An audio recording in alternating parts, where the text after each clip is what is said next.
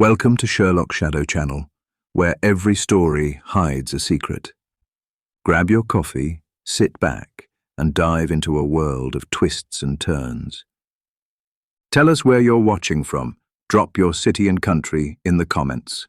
Like, subscribe, and share the thrill with fellow mystery lovers. Let the adventure begin.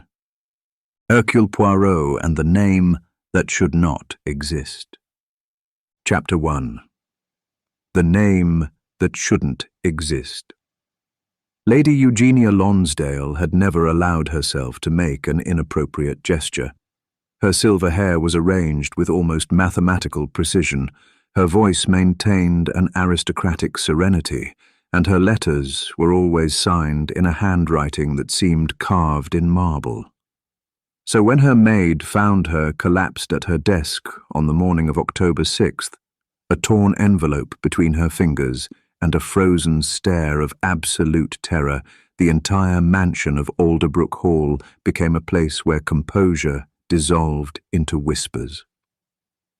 What most disturbed those around her wasn't her fainting spell, or even the fact that she later died of a sudden heart attack.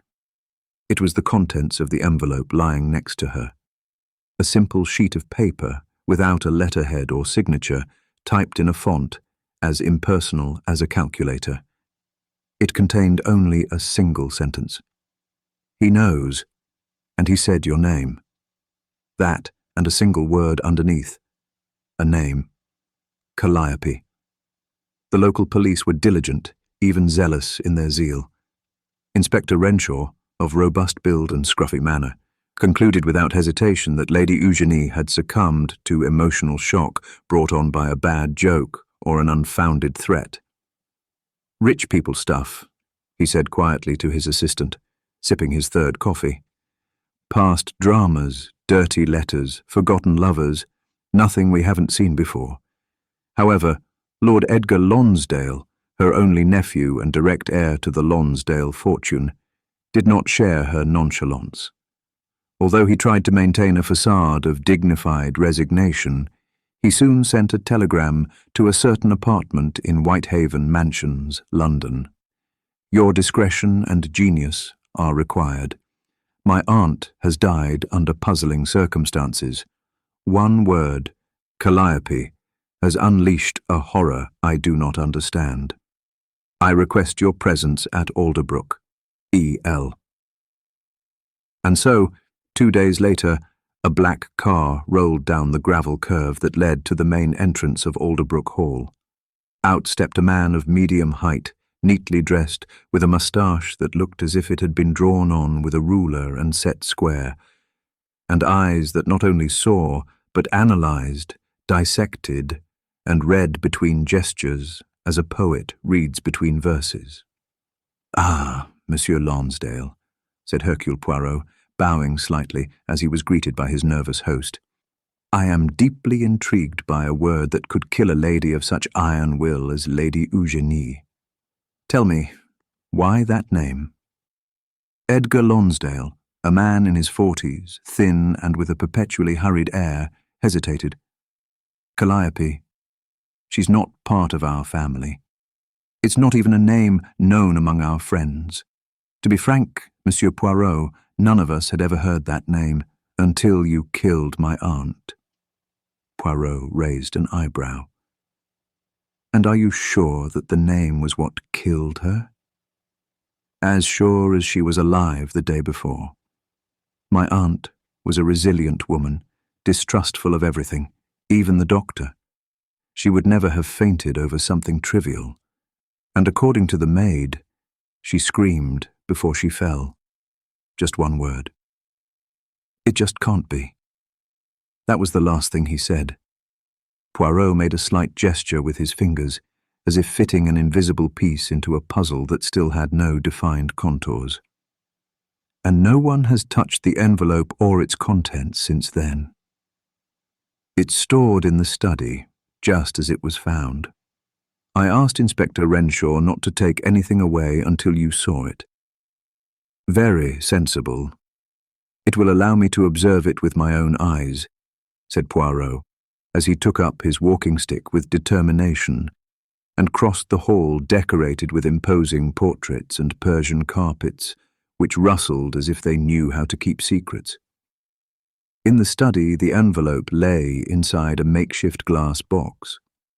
Poirot bent down, examining the paper without touching it. Who else was present in the house that morning? My wife, Beatrice, my distant cousin, Miss Florence Whitmore, who has been with us since her mother's death. Reverend Halberd, who had come for breakfast, as he did every Thursday.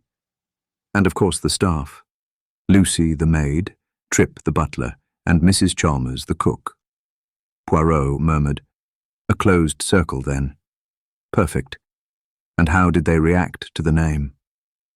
No one seemed to recognize him, although I noticed Florence went pale, but she's very nervous by nature.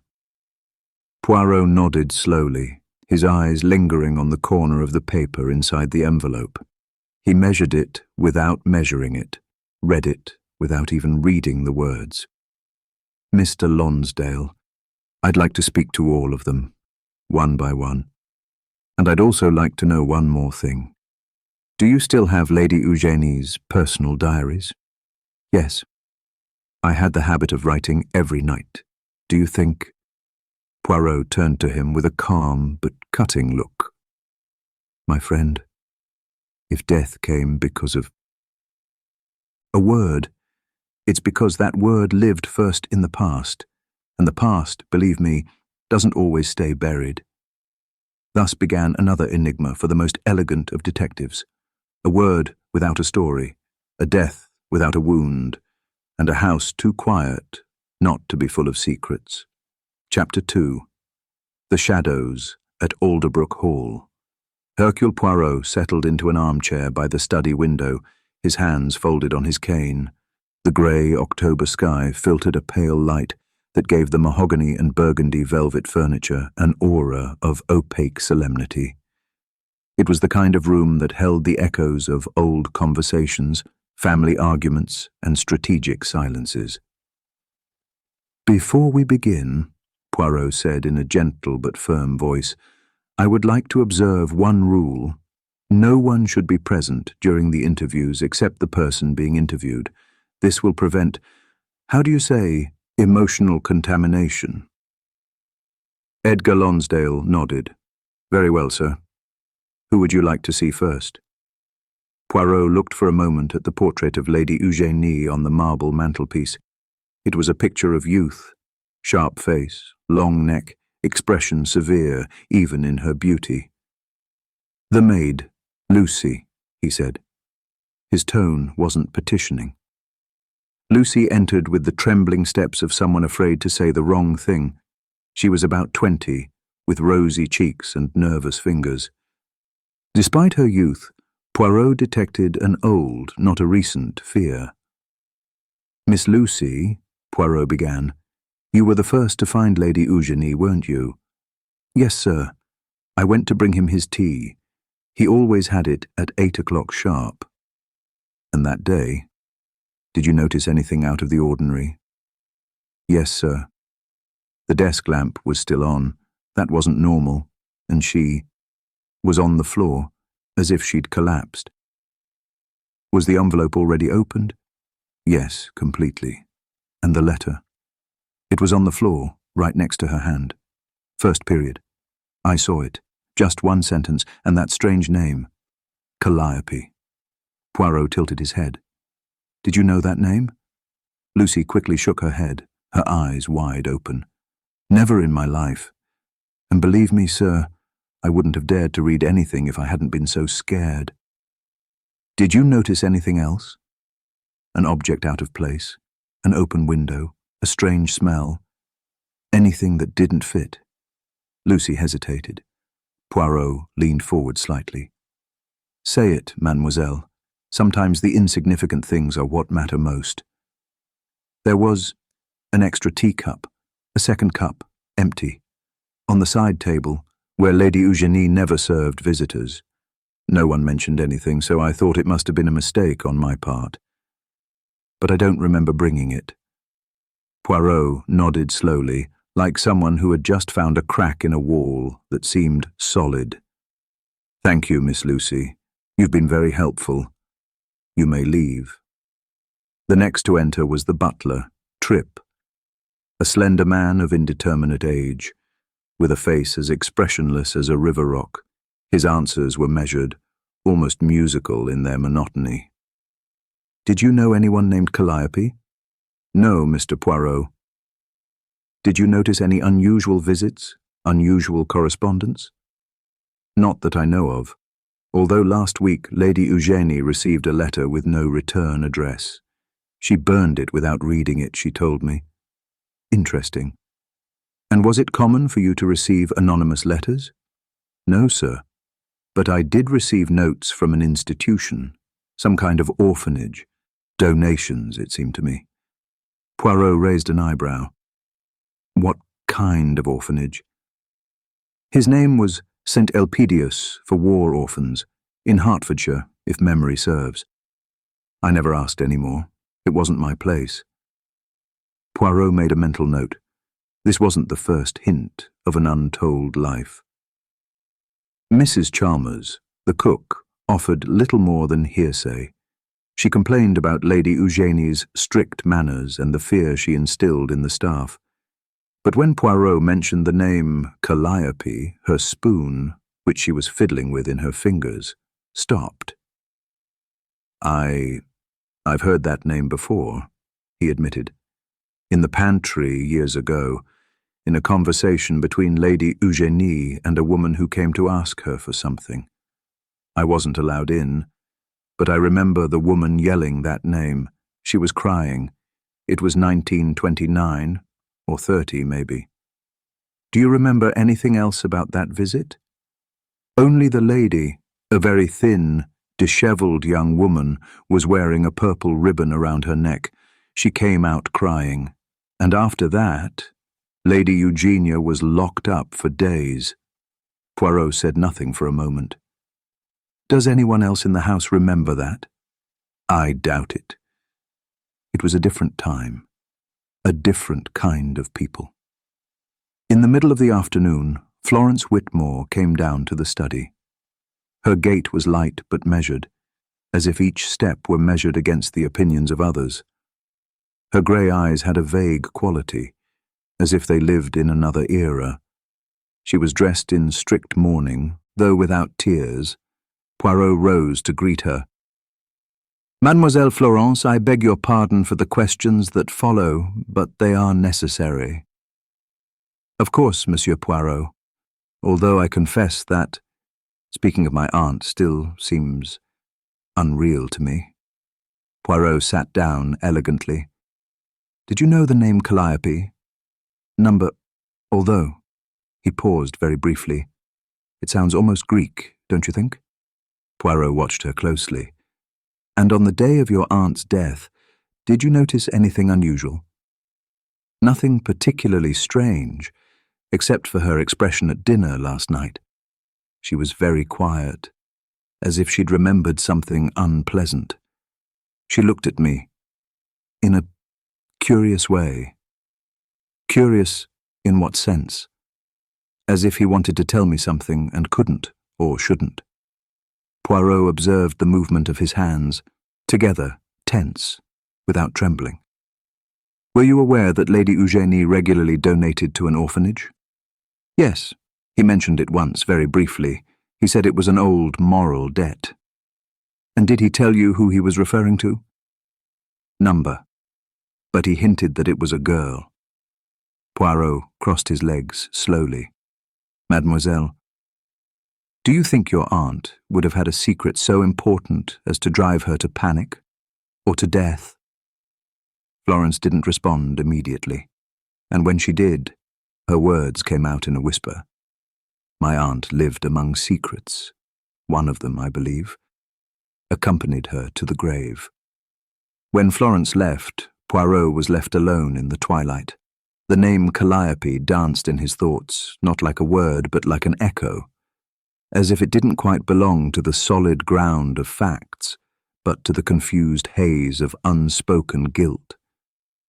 An orphanage, a crying woman, a cup of tea that shouldn't have been there. Poirot stood up and walked over to Lady Eugenie's desk. He opened it carefully, inspecting the drawers, and then, behind a false wall inside the lower compartment, he found a small red leather notebook. No name on the cover, no obvious date. But on the first page, in Lady Eugenie's precise and proud handwriting, a single line could be read. I write this today because I can no longer escape that name. Calliope lives. Poirot closed the notebook with reverent slowness. Alors, he murmured, truth is beginning to dawn on her. Chapter 3. The Echo of a Forgotten Girl. The red notebook weighed more than it looked, not in mass, but in silence. Poirot held it like someone holding an unspoken confession, and sat back down in the armchair by the window. The evening mist thickened beyond the glass, enveloping Alderbrook Hall in a melancholy veil. Inside, a house breathed secrets as others breathe air. The Belgian detective flipped through the first pages of the diary with extreme delicacy. Lady Eugenie's handwriting was regular, angular, proud. Her first entries spoke of ordinary days, dinners with ambassadors, charity committee meetings, complaints about the dampness in the East Wing. But little by little, a distinct pattern emerged. Names that didn't belong in the world of high society began to recur. Girls' names. Calliope asked today why she can't call me mother in front of the others. Poirot stopped reading. He pressed his lips together. So, this goes beyond charity. He continued reading. The dates went back 2 decades.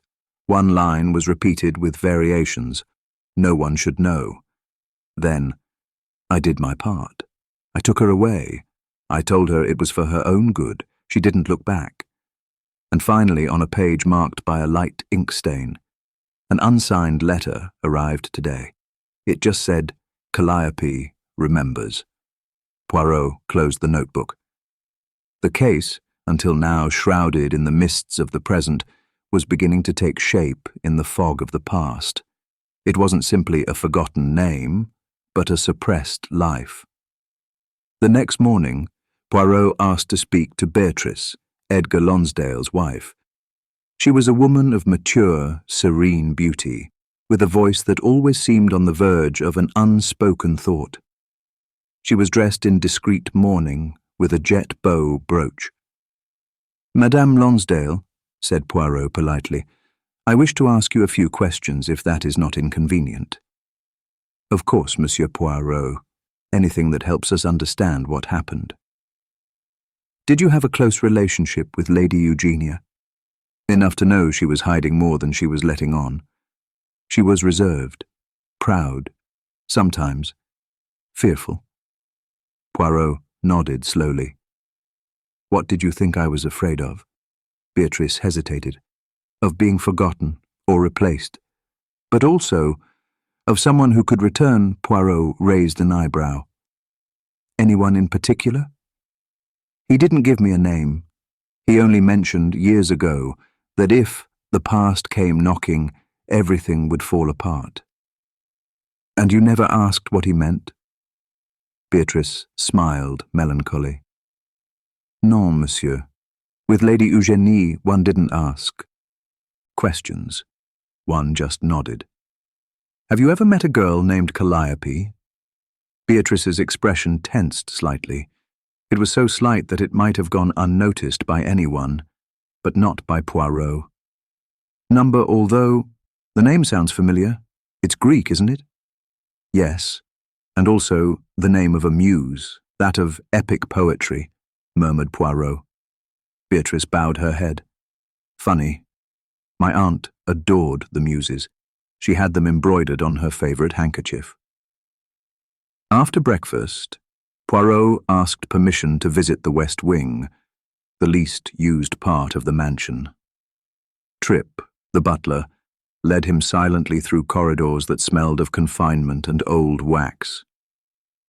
Dust danced in the shafts of light as if trying to hide something. "This is where Lady Eugenie used to keep antiques," Tripp said in a neutral tone. "Hardly anyone goes in there."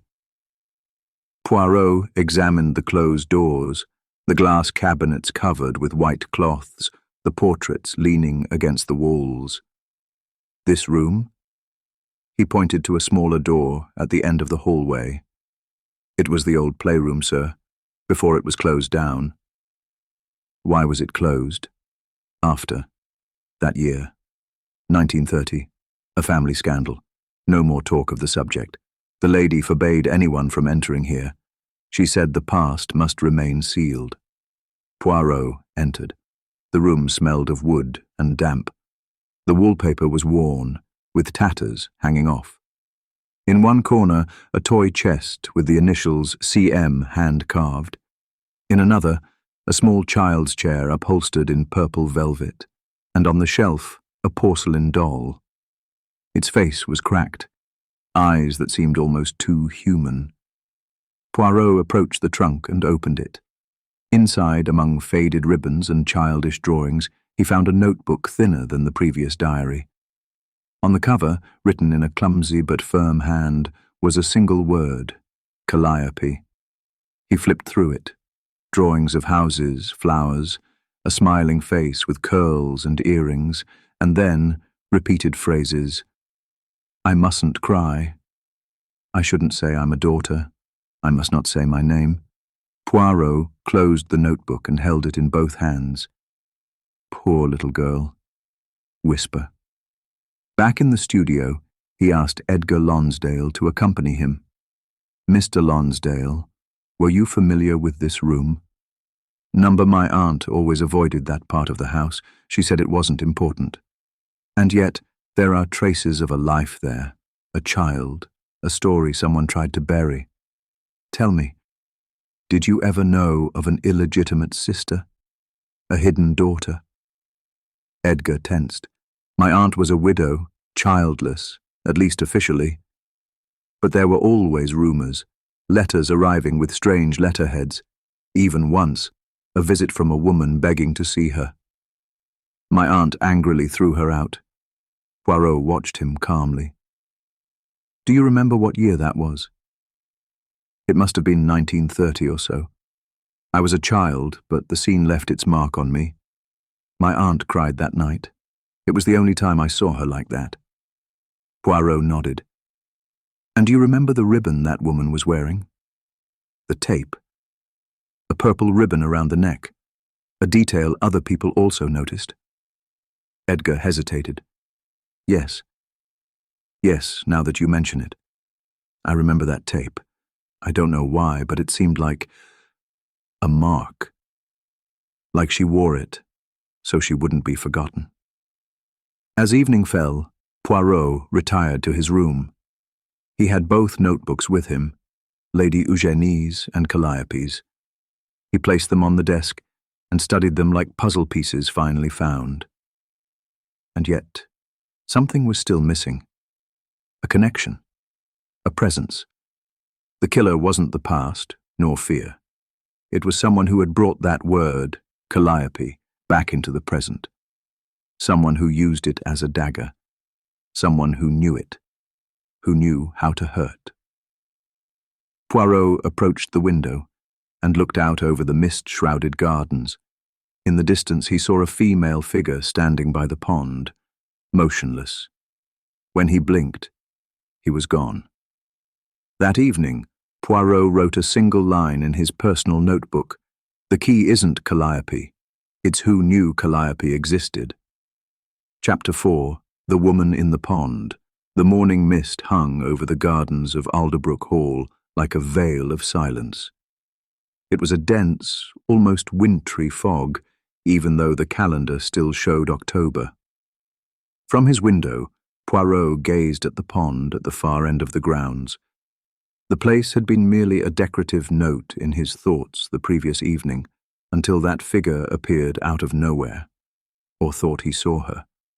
A woman standing motionless at the water's edge, dressed in a long, dark coat, too thin for the season, her head tilted toward the reflection, silent, like someone searching the rippled surface of a lake for an answer to a question she hasn't uttered for years.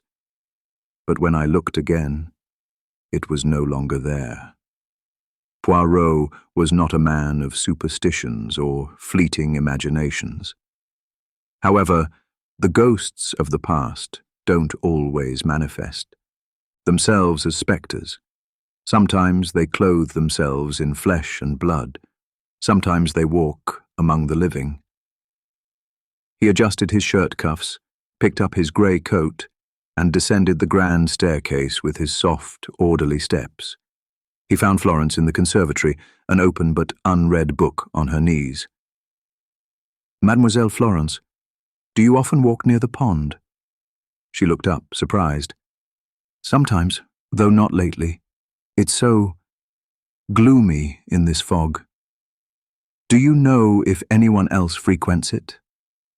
"Maybe Beatrice. I saw her walking around there a few days ago. But she didn't stay long. It's such a lonely place." "And during the night? Does anyone in the house get up to walk around?" "At night? Not that I know of. Why do you ask?" Poirot bowed his head gently. "Because someone was there last night. Or at least, they seemed to be." Florence frowned. She looked toward the greenhouse window. "Do you believe, Monsieur Poirot, that this presence has anything to do with Calliope?" Poirot didn't reply. He watched her face, searching for tremors, pauses, a contradiction. But Florence, if she was hiding something, did so with the skill of someone who has kept secrets for years like others keep jewels, carefully wrapped, buried, but never forgotten. "Perhaps, mademoiselle. But the most important question isn't who was by the water, but who had something to fear there." Poirot decided to visit the pond. The gravel path stretched like a white wound between the dark bushes. On both sides, the trees were beginning to lose their leaves, creating a crisp carpet beneath his feet. The water was still, a cloudy mirror. He walked slowly along the shore. Here and there, bits of leaves floated like abandoned thoughts. Then, beside the moss-covered stone bench, he saw something, a small piece of cloth. He bent down. It was a ribbon, thin, worn, violet. He held it in his palm with extreme care. It wasn't new. It had been there for a while, perhaps blown by the wind or left deliberately, but its color was unmistakable. It was the same one the woman from the past, the visitor in 1930, had worn around her neck. "My God," whispered Poirot. The tape was an echo, a voice without words. Upon returning home, he found Edgar Lonsdale in the library, looking restless and looking over some papers. "Mr. Lonsdale," said Poirot, showing the tape, "have you seen this before?" Edgar's face paled slightly. Number. I don't think so." "Are you sure? Because it's the same one the woman who came to see her aunt wore in 1930. The one who begged to be heard." "Do you think it's the same woman?" Poirot tilted his head. "Or maybe his daughter." Edgar took a deep breath. "Are you implying that someone related to that woman is here? Now?" "I'm not suggesting it, I'm observing it. This tape doesn't arrive alone. It arrives with intent. Someone wants us to see it. And remember. What do you suggest we do?" Poirot looked at the antique clock on the mantelpiece. The pendulum swung with implacable regularity. "One simple thing, monsieur. I'll invite everyone to dinner tonight. Informal, of course. But on one condition, no one will miss it. Not a single member of this household should be absent." Edgar frowned. "And what is the purpose?" "Observe, listen, see how the past behaves when we bring it to the table." That afternoon, while the cook prepared the menu, Poirot retired to the study again. He took out his 2 notebooks and opened them side by side. One entry stood out in Lady Eugenie's notebook. The father never knew. She swore. I swore more. That I would never have his last name. That I would never be in the will. That I would never set foot in this house as an heir. In Calliope's notebook, a phrase repeated in different inks, as if it had been written on different days of anguish. She told me it was out of love, but her love made me invisible. Poirot closed both notebooks and placed them in his briefcase. The crime wasn't just a sudden death. It was the crime of a denied identity, of a childhood erased, a bloodless crime, but with scars so deep they still festered decades later. Dinner was served in the main dining room under the ancestral gaze of family portraits. A long table, 6 places, Beatrice, Florence, Edgar, Reverend Halberd, and the 2 exceptionally invited members of the staff, Trip and Lucy. Poirot took centre stage. They chatted about trivialities at first, the weather, the church renovations, Lady Eugenie's favourite recipes.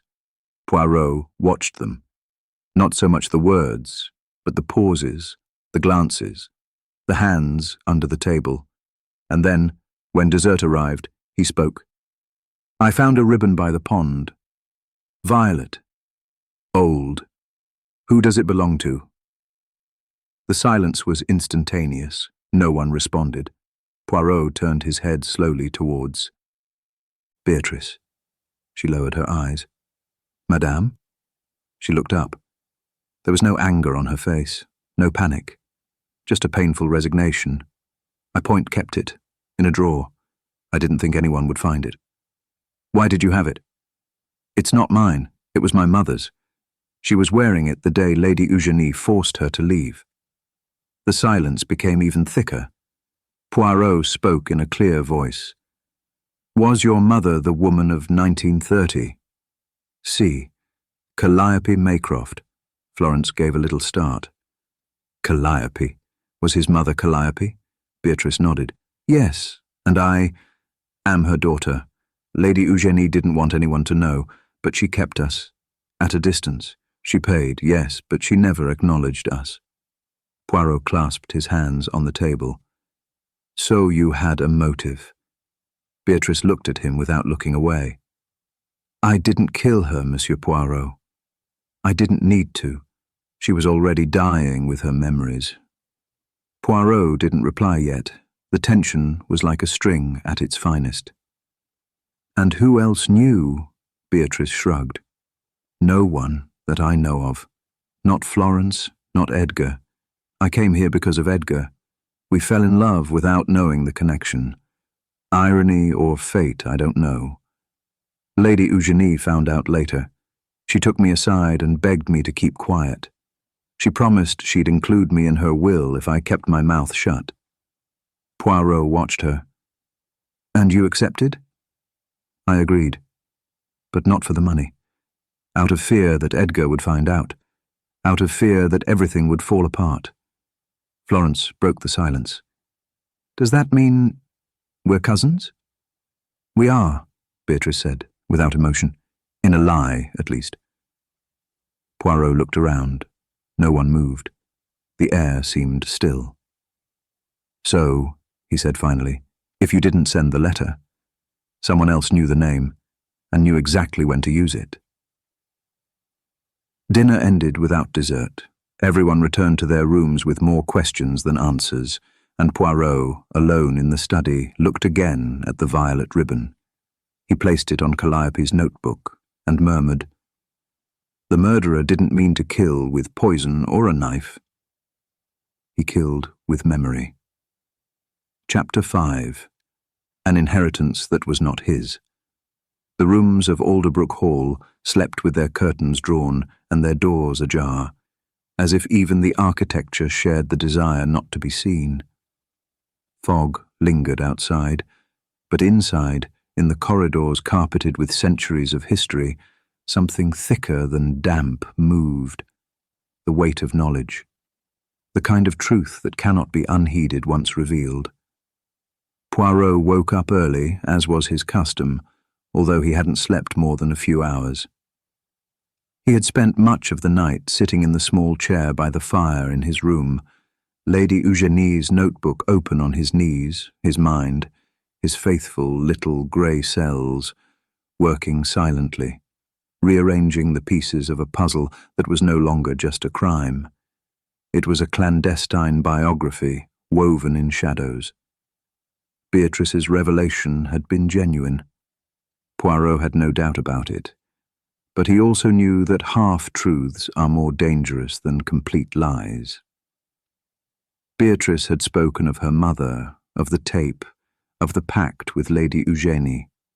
What she hadn't said was whether anyone else, beyond herself and the deceased, had known this story before the letter arrived. And that was vital. After breakfast, Poirot requested an informal audience with Reverend Halberd. The clergyman accepted with a strained smile, perhaps driven by a mixture of politeness, nervousness, and that particular discomfort that men of faith feel when asked to discuss family matters that are not entirely spiritual. "Monsieur Poirot," he said, taking a seat in the piano room, "to what do I owe this morning's conversation?" "A matter of old memories, Reverend. I'm interested to know what you knew about Lady Eugenie, and about her relationship with a woman named Calliope." The priest raised his eyebrows. Calliope? That name. I haven't heard it in years. May I ask why it keeps resurfacing?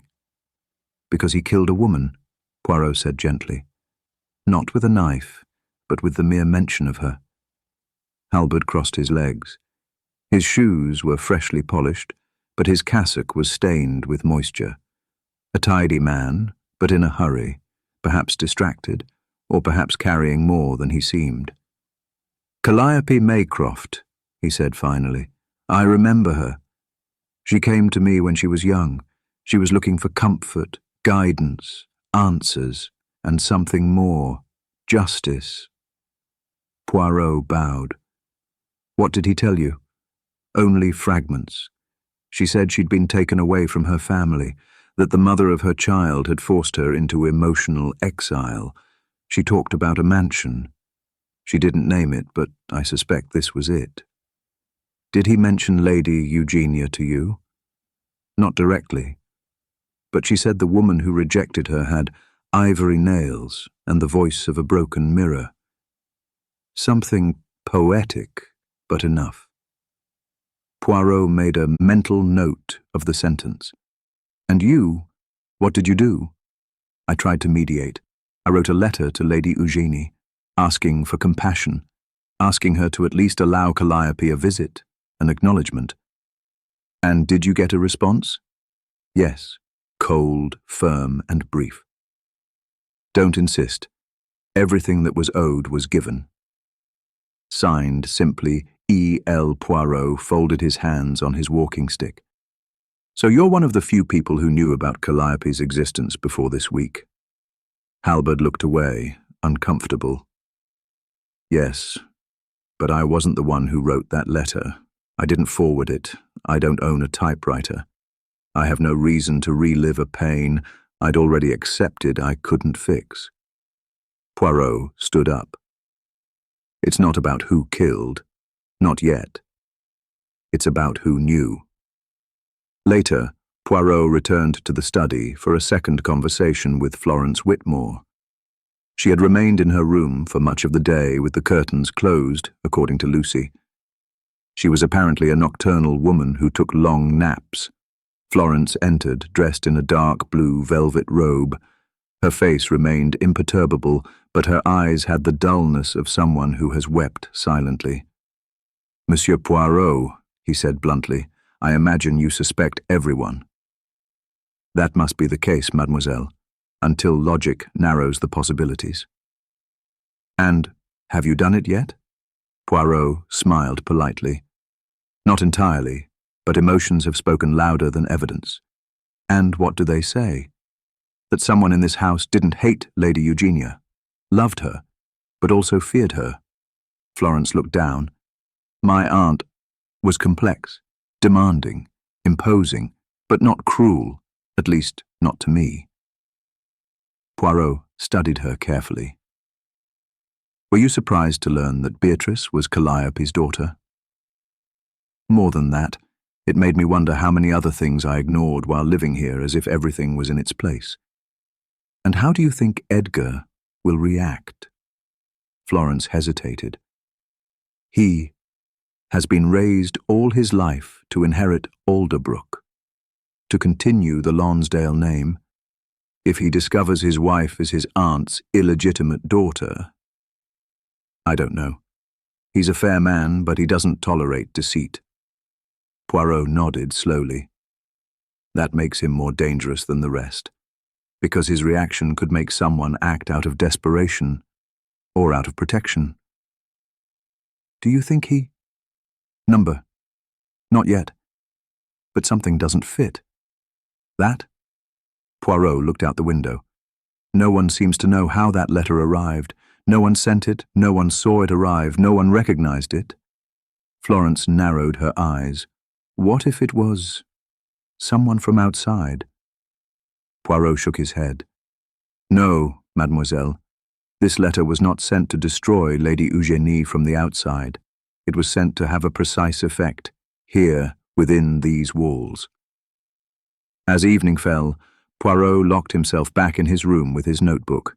On the last page, he wrote a list.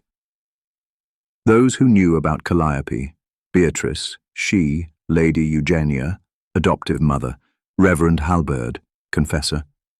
Possibly Florence, emotionally close. Edgar, not confirmed. Below he wrote reasons for sending the letter: inheritance, revenge, protection, true, emotional destruction. And finally he circled a sentence. It wasn't about killing Lady Eugénie. It was about what she would leave behind when she died. Shortly after midnight, as the entrance clock struck 12, someone knocked softly on Poirot's door. It was Lucy, pale, trembling. Monsieur Poirot. I didn't know who else to turn to. I found this. He handed her a crumpled piece of paper, stained at one corner. It was a page torn from Lady Eugénie's diary. The handwriting was unmistakable. There was only one sentence. If the truth comes out, I'll lose more than my name. I'll lose him. Where did you find her, mademoiselle? Asked Poirot, his voice grave. In Reverend Halberd's wastebasket. It was in his room. He didn't notice when I went to put down the tea tray. Poirot stood up immediately. Thank you, Lucy. You've done something very important. She nodded, not quite understanding. Poirot closed the door behind her and stood, holding the paper between his fingers. It was no longer a question of who killed, but of who benefited from the silence. And if that silence could still be broken. Chapter 6. Lady Eugenia's Last Promise.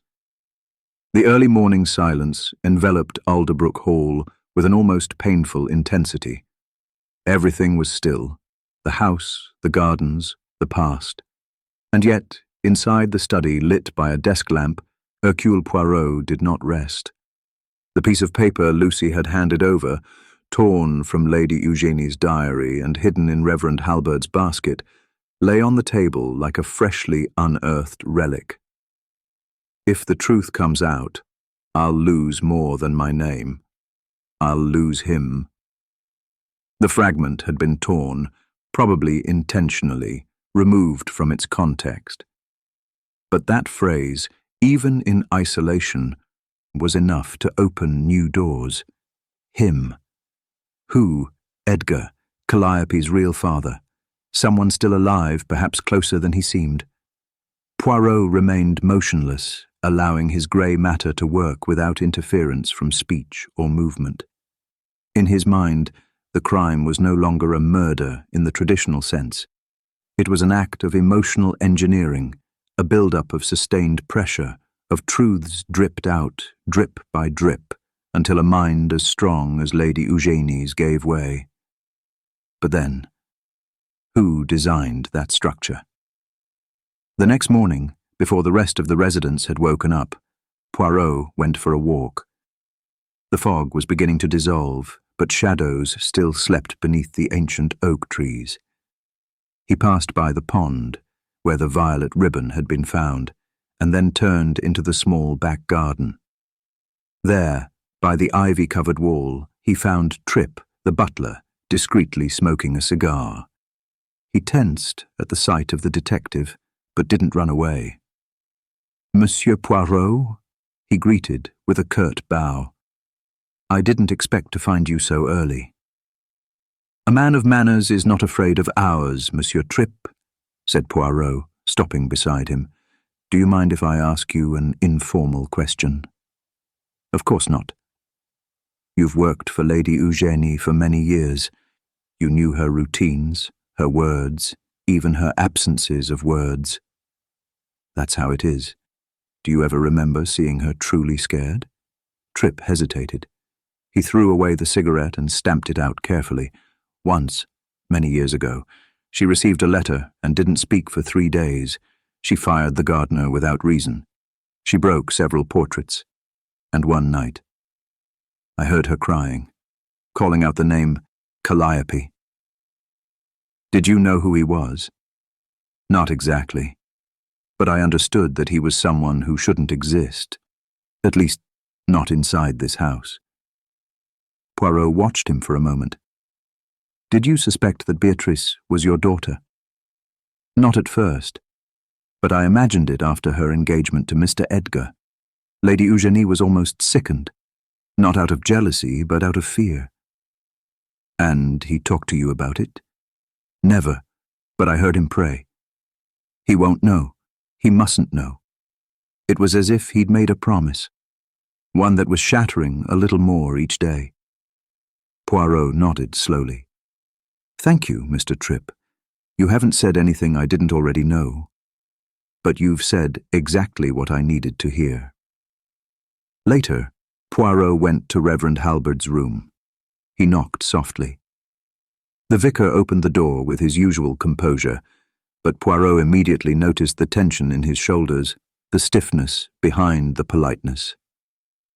"Monsieur le Révérend, I'm afraid I must bother you with a more direct conversation." "Has something happened?" Poirot didn't reply. He closed the door behind him and took out the piece of newspaper. "Do you recognize this?" Halbert instantly paled. "I don't know how it got into your hands." "It was in her wastebasket. Lucy found it this morning. I'm afraid it was an oversight on her part, but a telling one." Halbert sat down, trembling slightly. "Don't kill her, Mr. Poirot. Not with her hands, I know that. But the truth, hidden in this paper, killed her more slowly. Tell me everything." Halbert took a deep breath. "Many years ago, I made a mistake. I fell in love with a woman who came to the parish, Calliope Maycroft. She was young, desperate. She told me things no confession could absolve. One day she told me about her daughter, about how she'd been separated. She asked me to intercede with Lady Eugénie. And he did." "Yes." "And when Lady Eugénie responded with that cruel letter, I went back to Calliope, but it was too late. She had disappeared, without a trace." Poirot tilted his head. "Did you look for her?" "For a while. Then I accepted that maybe I didn't want to be found. And then, 3 weeks ago, I received a letter, no return address. Inside was a copy of this diary excerpt, and a note. She lied to everyone, including you." "What did he do?" "I confronted Lady Eugenia. I asked her if it was true, if the child had grown up without knowing. She begged me to do nothing. She told me that if the truth came out, Edgar would lose everything, that his name, his reputation, his future, everything would depend on keeping Calliope buried in oblivion." "And he obeyed?" Halbert lowered his head. "Number I thought he should know. So I left the note where I knew he'd find it, on his desk. Poirot watched him for a long time. And she didn't imagine that would kill her. Halbert closed his eyes. Number I just wanted him. To confess, to set Beatrice free, to accept her own flesh and blood. But she was more a prisoner of her pride than of her sin. Poirot stood up, his expression grave. Reverend, you have committed a cowardly act disguised as virtue. And forced virtue, my friend, is another form of selfishness. Hours later, Poirot summoned Edgar to the library alone. There was no tea, no cake, no pleasantries of a light meeting. Just the silent books and the filtered afternoon light. Mr. Lonsdale, said Poirot, I must ask you a difficult question. Edgar, straight as ever, nodded without blinking. Is Beatrice Lady Eugenia's daughter? Poirot shook his head. Number, she's Calliope's daughter. Her mother was rejected by the family, and Lady Eugenie, repentant but proud, kept her a secret. And Beatrice knew? Yes, but he didn't use it. He didn't blackmail, he didn't demand. He just loved. You. Edgar looked down, his voice cracked, barely audible. So all this, the letter, was because of that. Yes, someone thought I deserved to know the truth. But the truth, Monsieur Lonsdale, is a scalpel. It cuts precisely, but also cruelly if misused. Edgar didn't respond. He just nodded, once, very slowly. That evening, Poirot sat down again in front of the fireplace with his notebook, wrote, The killer didn't intend to kill. He only intended to reveal. But in revealing, the crime was hidden. And below, Beatrice was protected. Edgar was tested. Florence remains, too silent. Poirot closed the notebook. Chapter 7. A Letter. Before dawn. The following dawn came soundlessly. There was no wind, no creaking of wood, no lonely song of a lingering bird.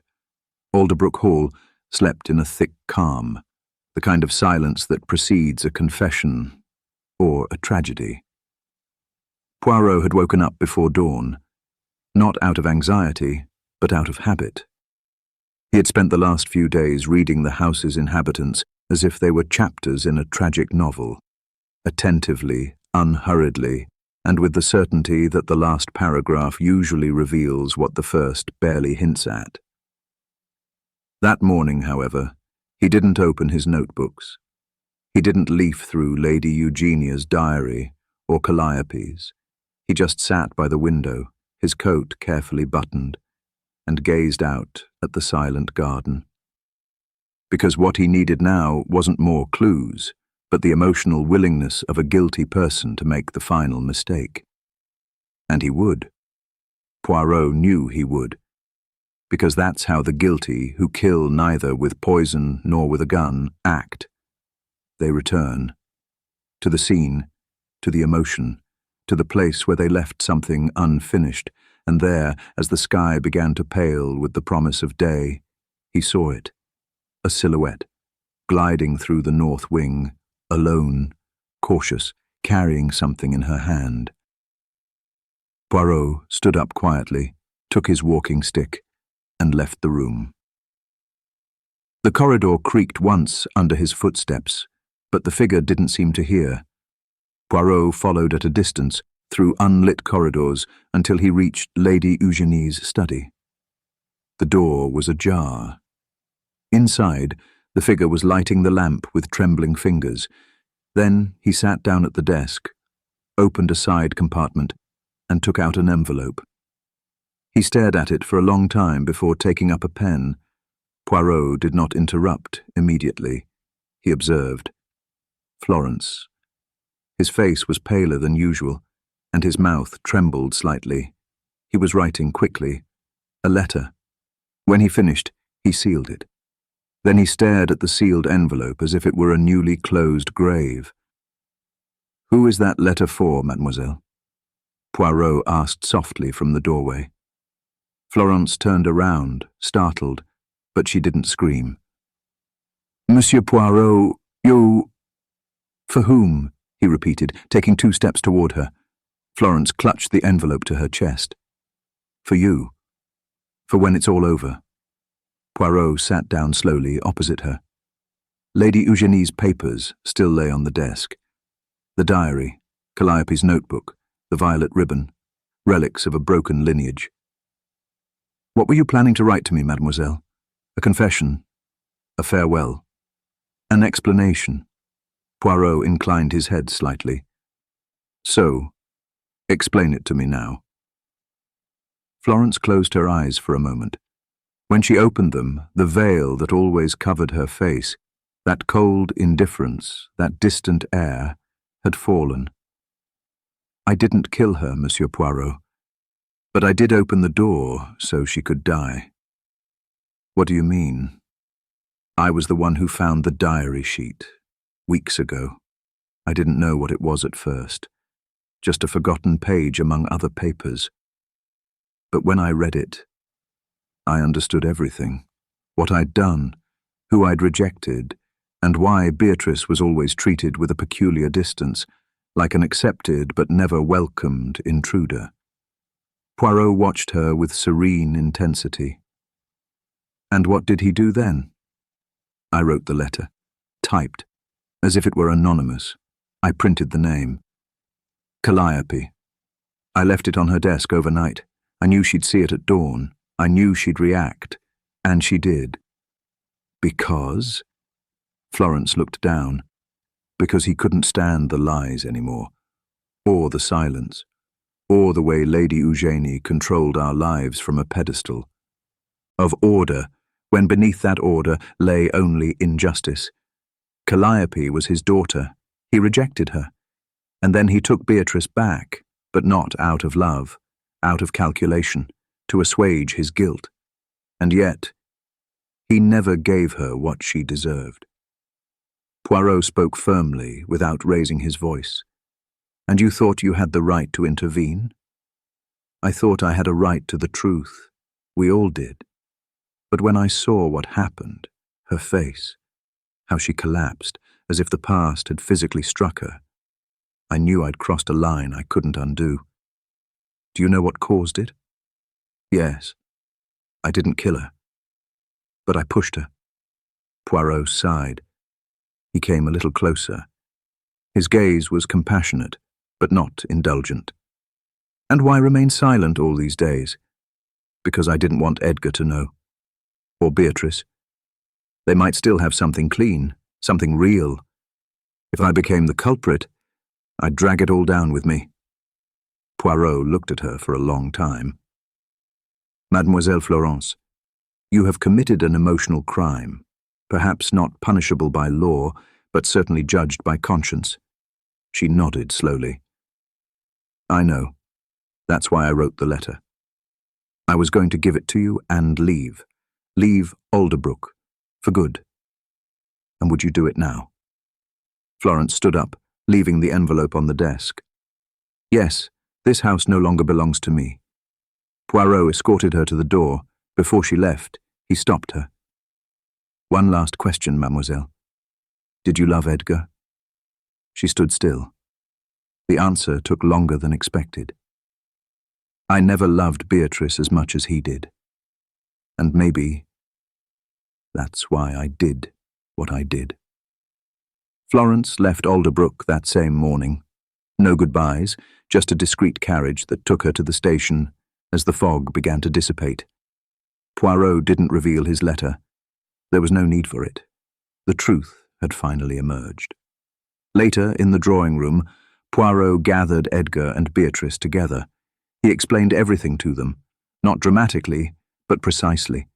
He told them about the diary fragment, the role of the Reverend, the legacy of silence, and about Florence. Edgar listened without moving. Beatrice, her eyes blurred but without tears. So, she murmured, all this happened because someone wanted me to know the truth. Oui, madame, Poirot said gently, and although the truth is sometimes cruel, sometimes it also liberates. Edgar took Beatrice's hand. I don't need his last name or his inheritance. I need you." Beatrice looked at him with her first real smile in days. Poirot stood up. "Then my work here is done." That night, while packing, Poirot wrote in his diary, "Lady Eugenie's death was not caused by a substance or a weapon. It was the result of a life sustained by secrets that weighed heavily on her. Truth, like beauty, must be managed wisely. And yet, she was, to the very end, a victim of herself." And below, a forgotten name, a denied love, an invisible daughter. That was the crime. Chapter 8. The Testament of Silences. Midday arrived at Alderbrook Hall with a different kind of calm. It wasn't the dense stillness of previous days, when mystery had crept through the halls like a cursed breeze. It was a different kind of silence, lighter but denser with meaning, as if the house, having exhaled its secrets, was now holding back to hear the last word. Poirot, however, had not left. Despite announcing that his work was complete, he hadn't taken the train back to London, nor had he sent the telegram that always preceded his departure. "The matter has been resolved. Returning." Instead, he remained in the library, flipping through the books on the right wing one by one, not for their content, but for what they might contain beyond the pages. Because there was still one piece missing.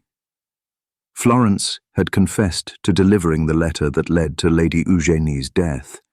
Her testimony had the texture of truth, the weight of genuine emotion. And yet, Poirot wasn't satisfied. Not because I doubted Florence's guilt, but because she suspected that someone else had manipulated her into it.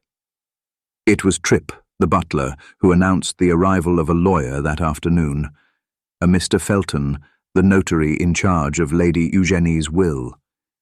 He had come by appointment, and his presence was not to be disrupted by the recent mourning. The lady herself had requested him by sealed letter weeks before her death. "A punctual man," Tripp said as he opened the door. "He's been carrying the same wallet for 20 years. Felton was a wiry man with a sharp face and strict manners. His suit smelled of old leather and well-filed paper.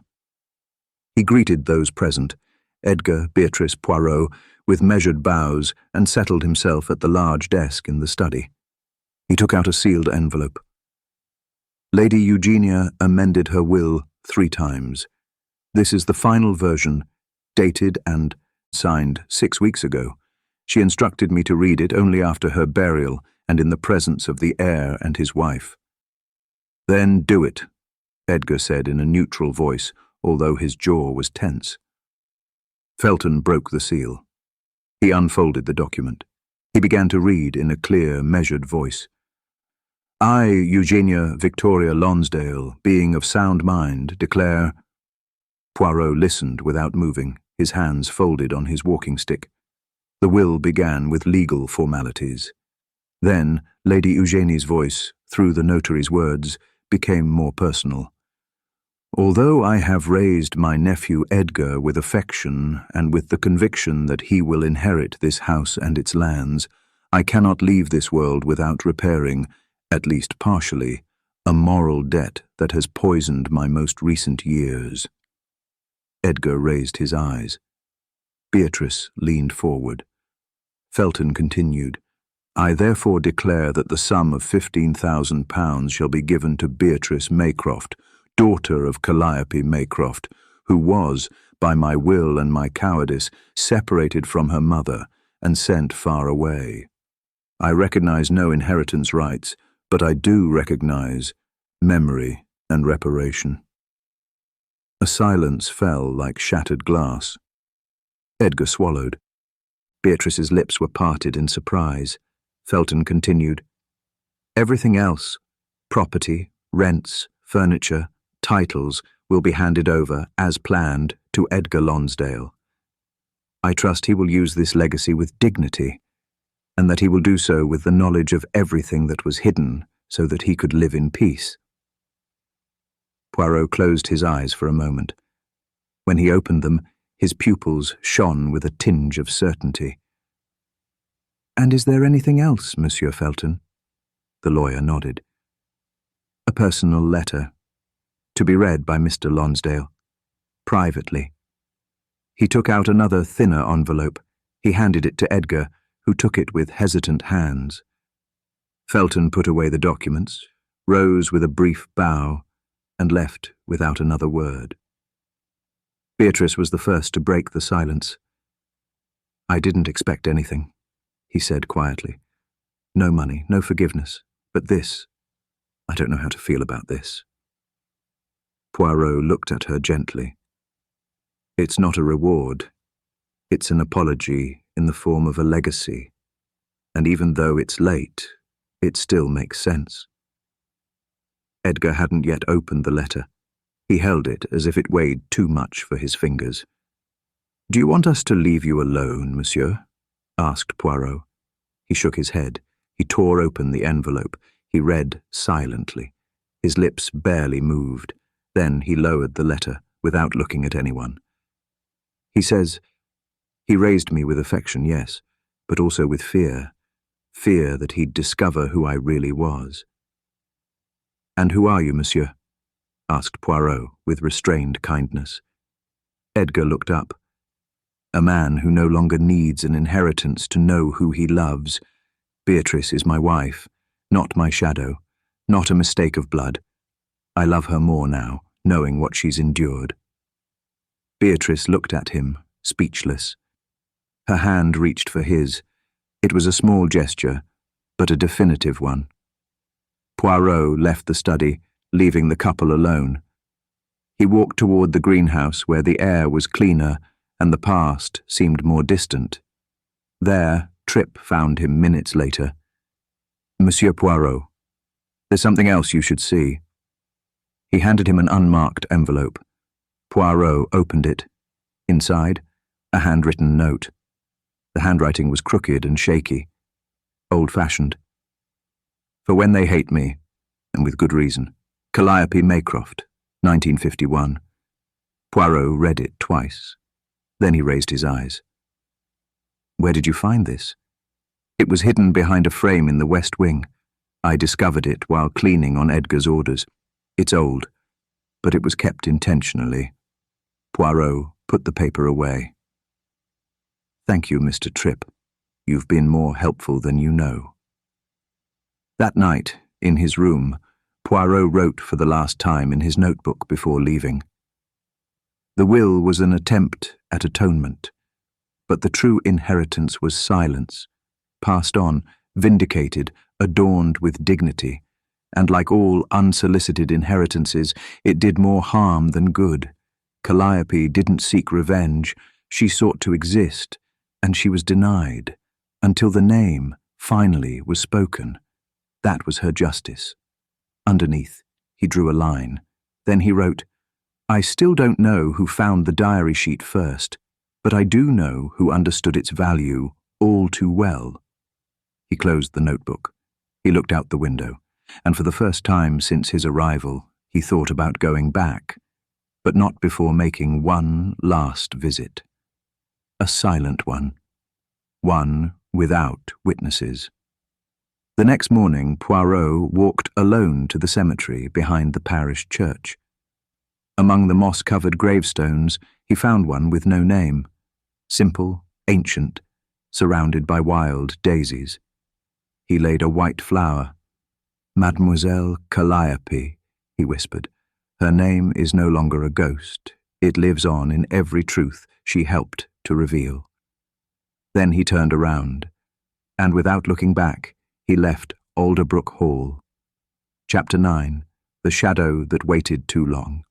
Hercule Poirot left Alderbrook Hall the following morning with his usual courtesy, his briefcase neatly closed, his hat in place, and a brief, undramatic farewell. The carriage took him along the long gravel drive that wound through the aged oaks, and as it turned around the final bend, it seemed the case was solved. But the shadow did not go with him. The shadow remained. Not Poirot's, not Lady Eugenie's, not even Calliope Maycroft's. It was a more recent shadow, quieter, more dangerous, and his work wasn't finished.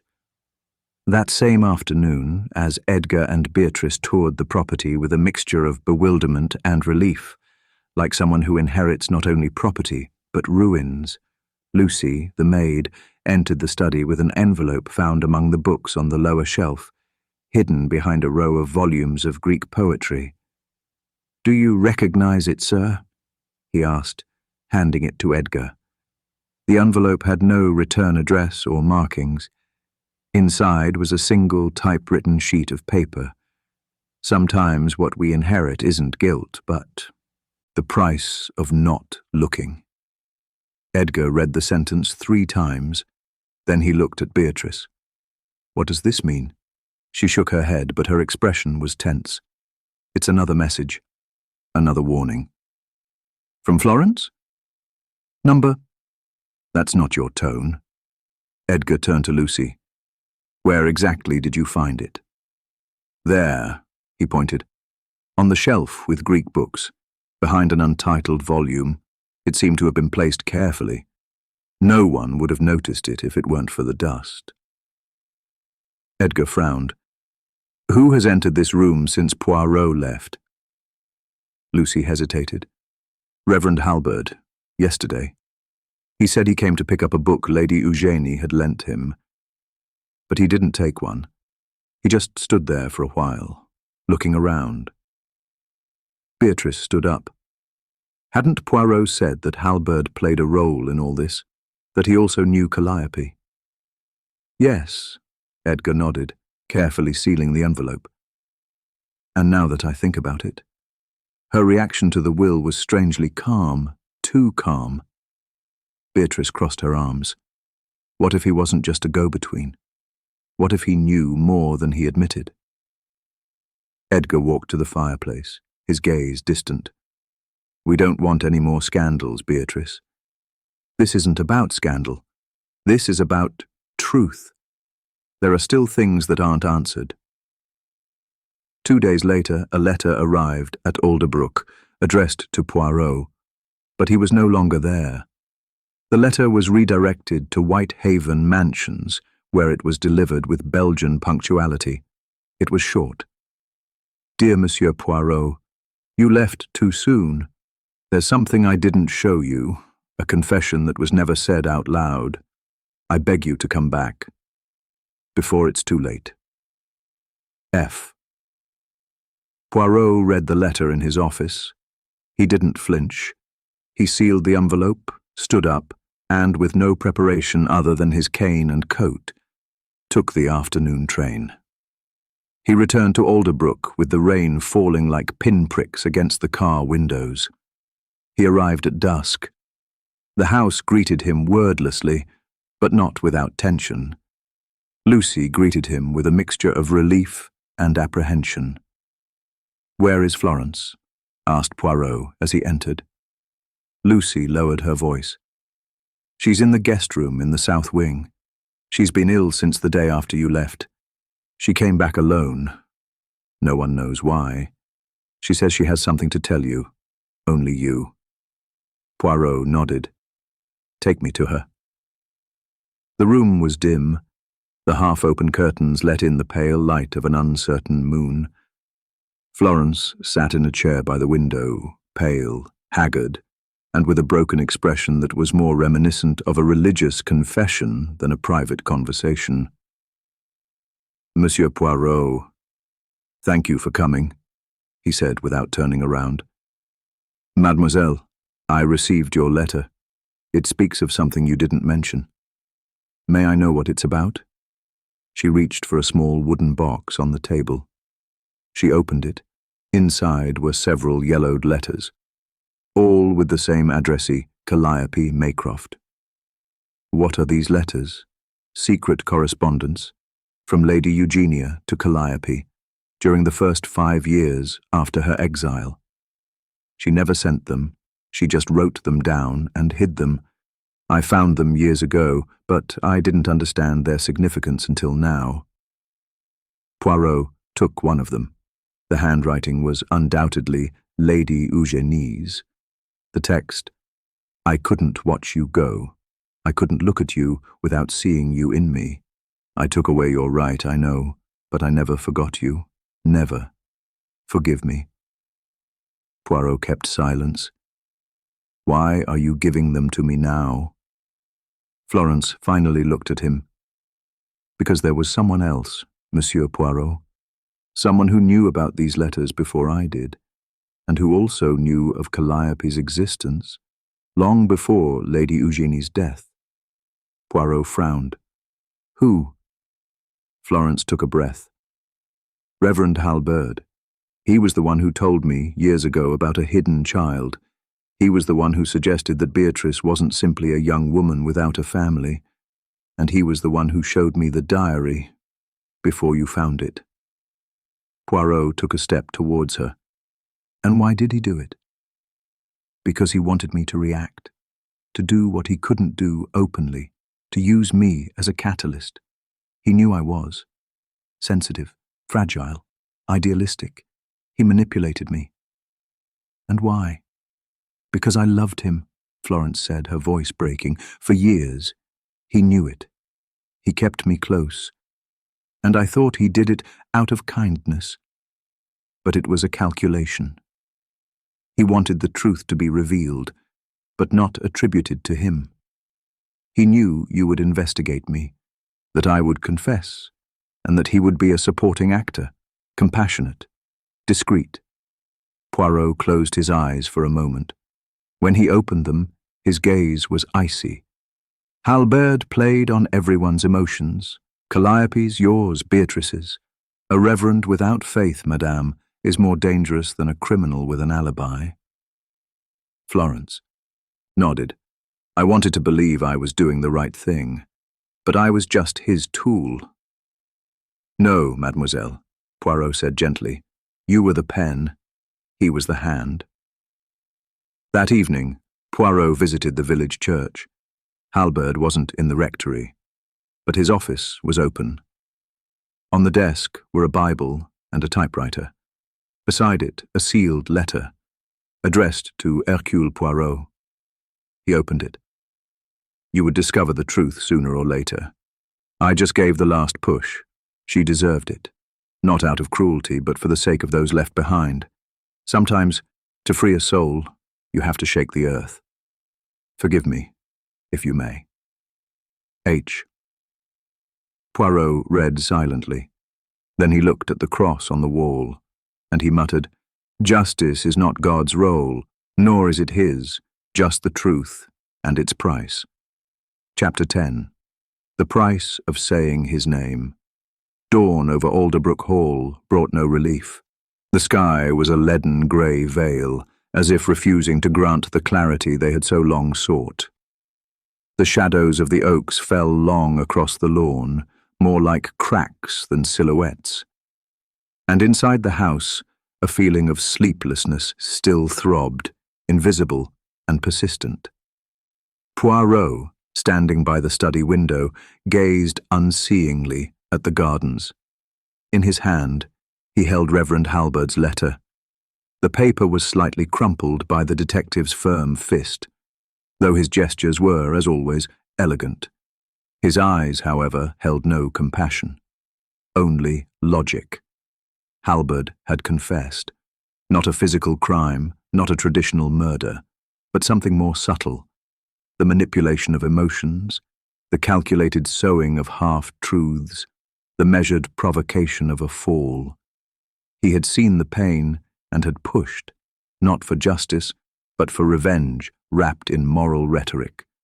And yet, Poirot was in no hurry to close the case, because a crime without punishment is not justice, and a confession without consequences is merely literature.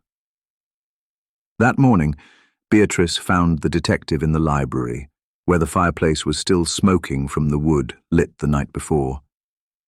"Did he write to you?" she asked in a low voice. Poirot nodded. "An indirect confession? Not before the law, but before me," which in his twisted logic seemed sufficient. What will you do with it?"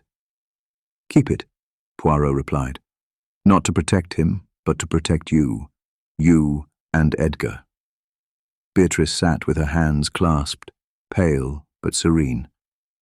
"Florence told me what she discovered, what he did. She blames herself for using me as a pawn. But the truth is, we were all pawns, weren't we?" Poirot looked at her tenderly, though without softening the truth. "Oui, madame. Pieces on a board where the past played a stronger role than the present. Lady Eugenie, with her silences. You, with your need to belong. Florence, with your desire for redemption. And Halberd, with his old love for Calliope turned into resentment." Beatrice swallowed. And Calliope? What was she? The missing heart of this story. The life that wasn't lived. The name that shouldn't exist. And for that very reason, it was the most powerful. At mid-morning, Poirot requested a final meeting with Edgar, Beatrice, Florence, and Reverend Halberd. It took place in the greenhouse, where the light was soft and the plants softened the harshness of the words.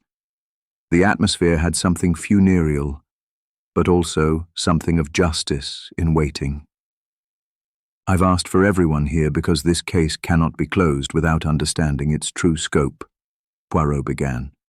"Lady Eugenie was not murdered by a person, but by a chain. A chain made of buried truths, dilated guilt, and chosen silences." He looked at Halberd. "You, Monsieur le Révérend, knew that truth better than anyone. And instead of revealing it with dignity, you chose to provoke a reaction.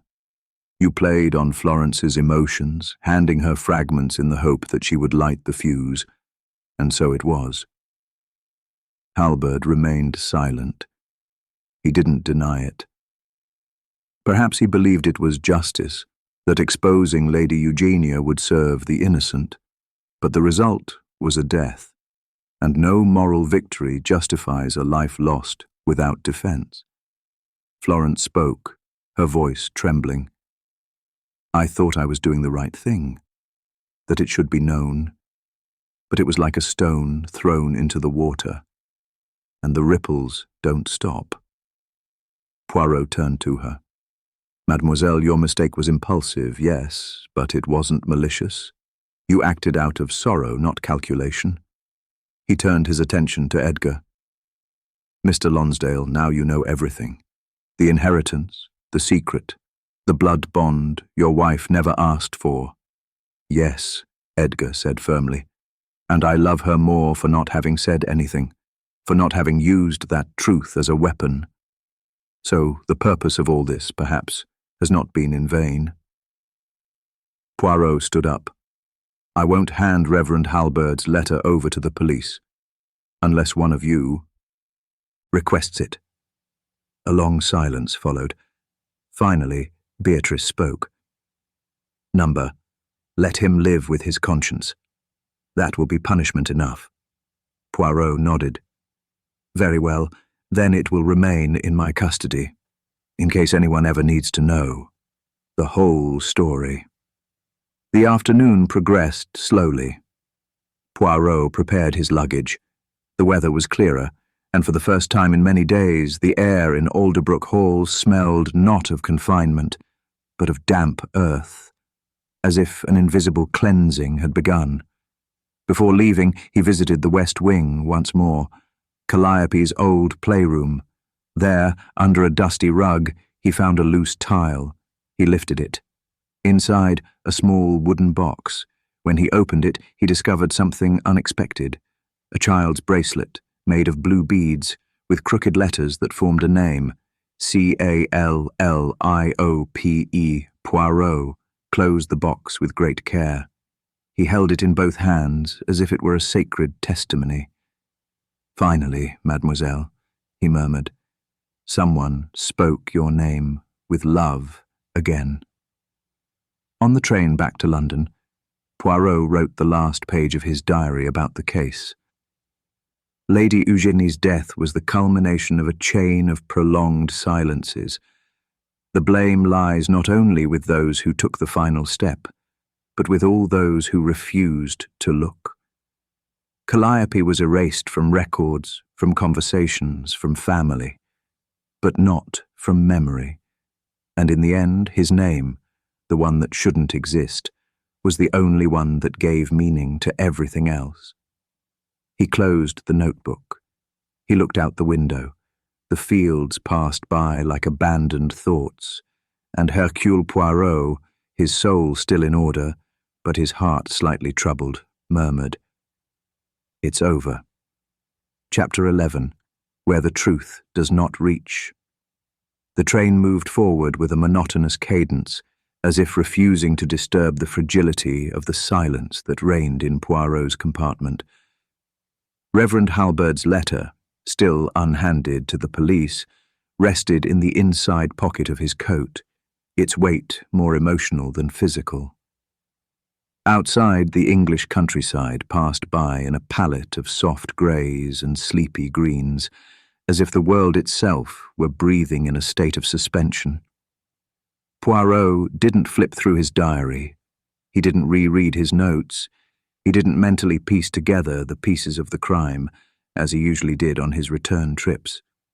This time, there was no meticulous satisfaction, no denouement that fit perfectly into the clockworks of his logic. Only a slight tremor in his chest, an incomplete certainty. Beatrice's voice still echoed in his mind. Let him live with his conscience. That will be punishment enough. And with it, the image of Calliope, not as a victim, but as a drowned name that had finally floated to the surface. Once in London, Poirot declined to take a car. He walked from the station as if he needed to measure the distance between the solved crime and the ordinary world. His gait was leisurely, his cane tapping the pavement with a precise, almost meditative musicality. Upon arriving at Whitehaven Mansions, he passed through the lobby without stopping. The concierge greeted him with her usual, "Good morning, Mr. Poirot," but he barely nodded, still absorbed in the echoes of the case. Only when he sat down in his favorite chair, holding a cup of fennel tea, did he allow himself a long sigh. He had learned something that wasn't in his criminology textbooks, that not all truths redeem, some merely survive. The next morning he received an unexpected letter. The envelope was thick, the handwriting firm and careful. The sender, Judith Lonsdale. Poirot opened it with delicate fingers and began to read. Mr. Poirot, I'm writing to you from Alderbrook. Yes, I'm still here. Edgar insists we don't leave yet. He says the house must learn to live with us before deciding whether to expel us. It's his way of saying we're not ready to leave. Beatrice sleeps a lot. She doesn't lock herself away anymore. She's given up the morphine. Last night I heard her humming an old tune, one Calliope used to sing as a child. It took me a moment to recognize it. I cried silently. I didn't want to interrupt her. Poirot lowered the letter for a few seconds. An image of Beatrice, alone in the West Wing, a comb in her hand, her eyes lost in something no one else could see, emerged in his mind. He read again. I've been cleaning out the attic. Among my grandmother's belongings I found something that might interest you, a small box lined with blue velvet. Inside, photographs of Calliope that no one kept. One shows her on a swing, laughing. In another, she's in the arms of a very young Eugenia. They're both smiling. I also found a carefully folded newspaper clipping, an old article about the falling beam that nearly killed Arabella years ago. Curiously, along the bottom edge, in faded ink, someone wrote, "This is what you deserved." I don't recognize the handwriting. I don't know who saved it or why, but I mention it because perhaps not all the questions were answered. With gratitude, Judith. Poirot slowly closed the letter. The past rarely rested completely. 3 days later, a figure was waiting for him at the cafe he frequented in Kensington. It was Inspector Taverner, his moustache even bushier than the last time. "Rumour has it you've solved the Lonsdale case," he said bluntly. Poirot took a sip of coffee. "No, my friend. I've brought order to an old mess. It's not the same." "And you don't plan to share details with Scotland Yard?" "Only if one day the silence is broken and someone wants the truth to become public." Taverner grunted with professional disapproval, but did not press the issue. "And now what's next? Will you retire again to reading detective novels instead of writing them?" Poirot smiled. "Maybe. But something tells me there are still stories to come." That evening, as he prepared his papers, Poirot looked again at the box with the bracelet.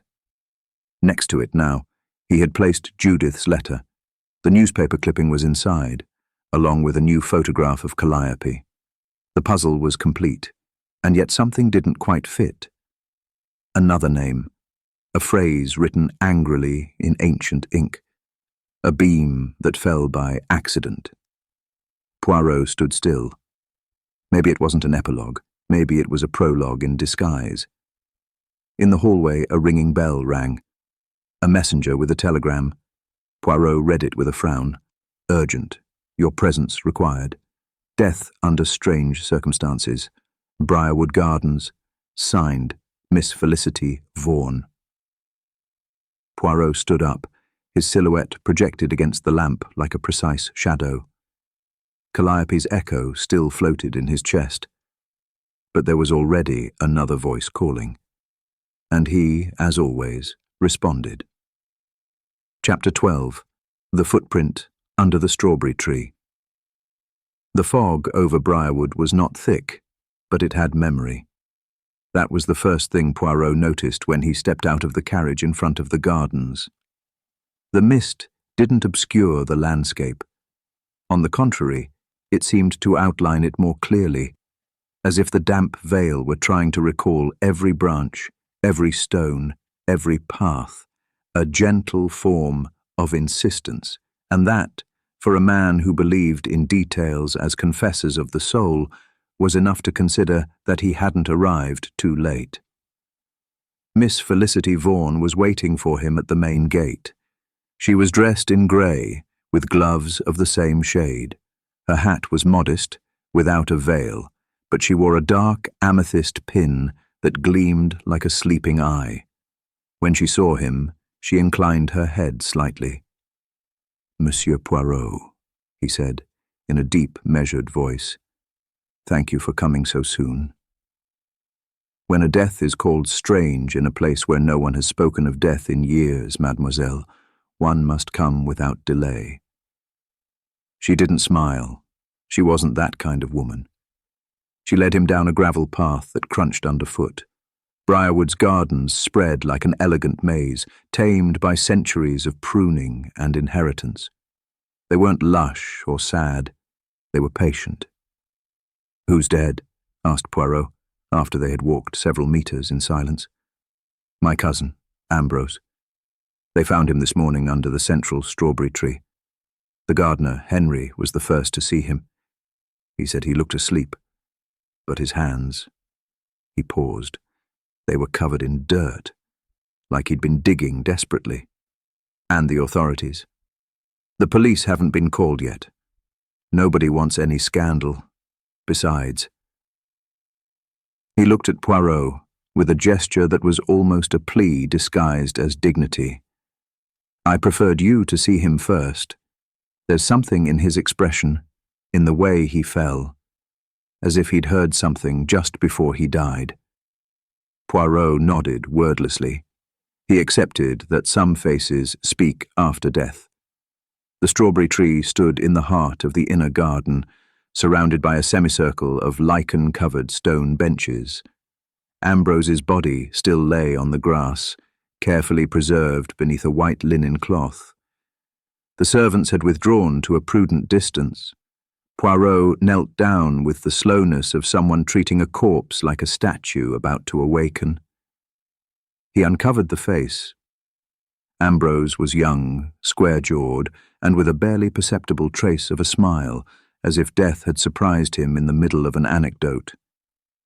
"There are no external marks, no blood, no objects next to him," Felicity said, "but his nails are broken, like he tried to dig. Why?" Poirot looked up. The strawberry tree had roots sticking out of the ground like bony fingers, and between them, yes, there was disturbed earth. Not much, but enough to be noticeable. The turf had been scraped, and one of the roots looked splintered. Poirot took out his magnifying glass. He bent down.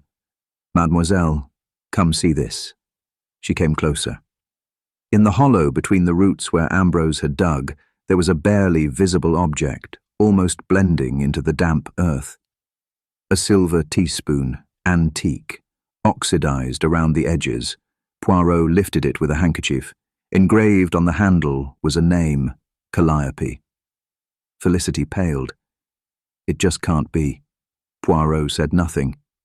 But inside him, an invisible line had connected with terrifying force the two scenarios he had previously thought separate. Later, as the body was being carried into the house, Poirot walked around Briarwood's library, a circular room with walls covered in brown and blue, leather-bound volumes. Felicity stood by the fireplace holding a glass of sherry with hands that trembled imperceptibly. "Did you know anyone named Calliope?" Poirot asked bluntly. "No," she said with a suppressed sigh. "At least not until a week ago. My aunt mentioned the name to me one night, half asleep. She said, 'Sometimes the garden gives back what we bury.' I thought she was delirious." "Who is your aunt?" "Lady Marguerite, widow of Henry Vaughan, lives on the south side of the house. She is 93 years old and has a mind that ebbs and flows like the tides." Poirot made a mental note. Old women with fragmentary memories were often the most valuable treasures. And Ambrose? Did he have any connection to the Lonsdale name? Felicity was silent for a few seconds. Then she shook her head. "Not that I know of. Although he'd been acting strange lately. He'd go out into the garden at night. He'd read an old diary that he wouldn't let us touch. And yesterday, shortly before he died, he said something strange." "What did he say?" She looked at me as if I were someone else and whispered, "What if she wasn't the one who had to stay buried in the end?" Poirot slowly straightened up. His hitherto imperturbable face showed a crack of astonishment. Calliope, again. Calliope, whose name seemed to echo through houses, generations, and gardens. As night fell, Poirot visited the south wing. Lady Marguerite was sleeping in a warm room smelling of lavender. Her face was as thin as old paper, but when she heard her name, she opened her eyes. "Aren't you the gardener?" he said. "Are you another grave digger?" Poirot approached, his voice as gentle as he could. "No, madam.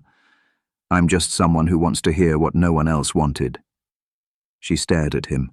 Her lips trembled. "What if death comes looking for her again?" he whispered. "What if the earth no longer wants to hold her?" Poirot closed his eyes. The fog over Briarwood was not thick, but he knew how to remember. Chapter 13. The Diary That Didn't Want to Be Read. The morning at Briarwood dawned with a dense, almost vegetal silence.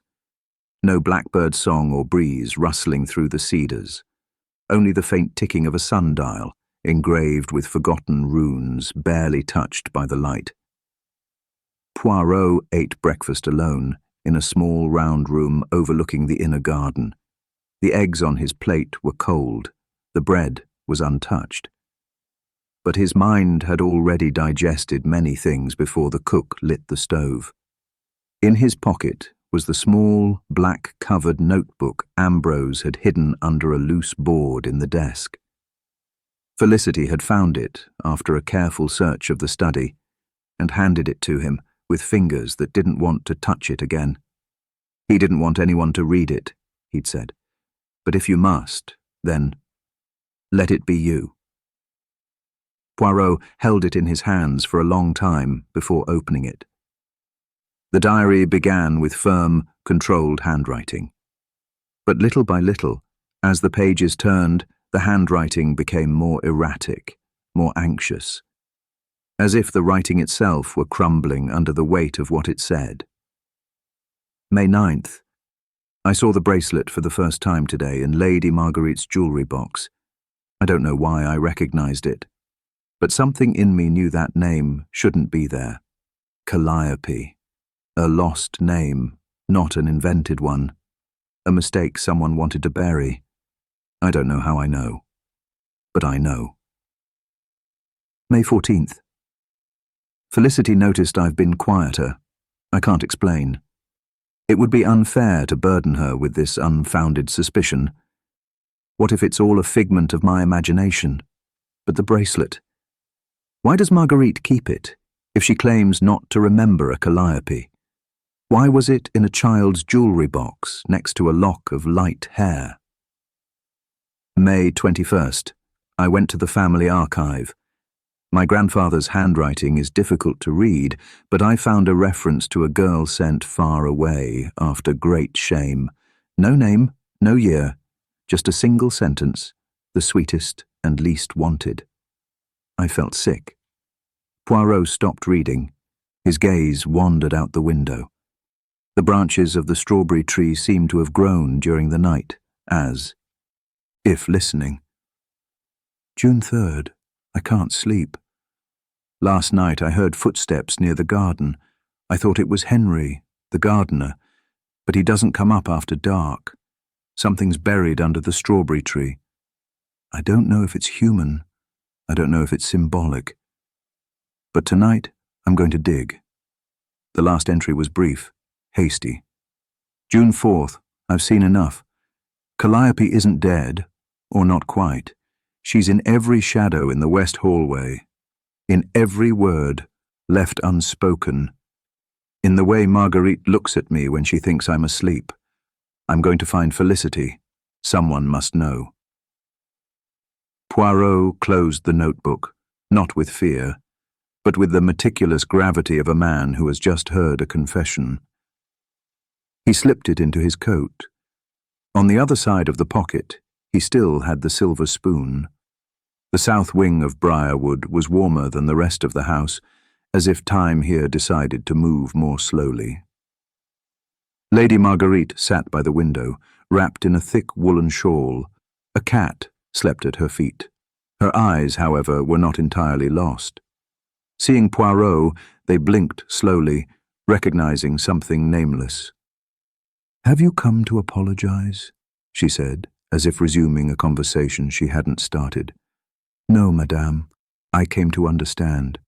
She nodded, her head tilted toward the sun. "That's even harder."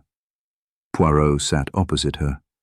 Ambrose died searching for a truth, one that seems to have been planted between this garden and the other, between his silence and Lady Eugenia's. The name seemed to shake the room. Marguerite looked away. "Eugenia and I," he began, but then corrected himself. "Decisions made with love can seem cruel from afar, like pruning a rosebush so it doesn't grow crooked. But the wound is still a wound, isn't it?" Poirot nodded slowly. "Calliope Irasuia? Number. It belonged to everyone, and no one." He remained silent. Then he murmured, "A man came once, not from the village. He was a stranger, with a polite voice and eyes that had wept without permission. He left an envelope. He said her sister was dead, that the child shouldn't go to church, that she had to be protected from scandal. Eugenia couldn't keep her. First period.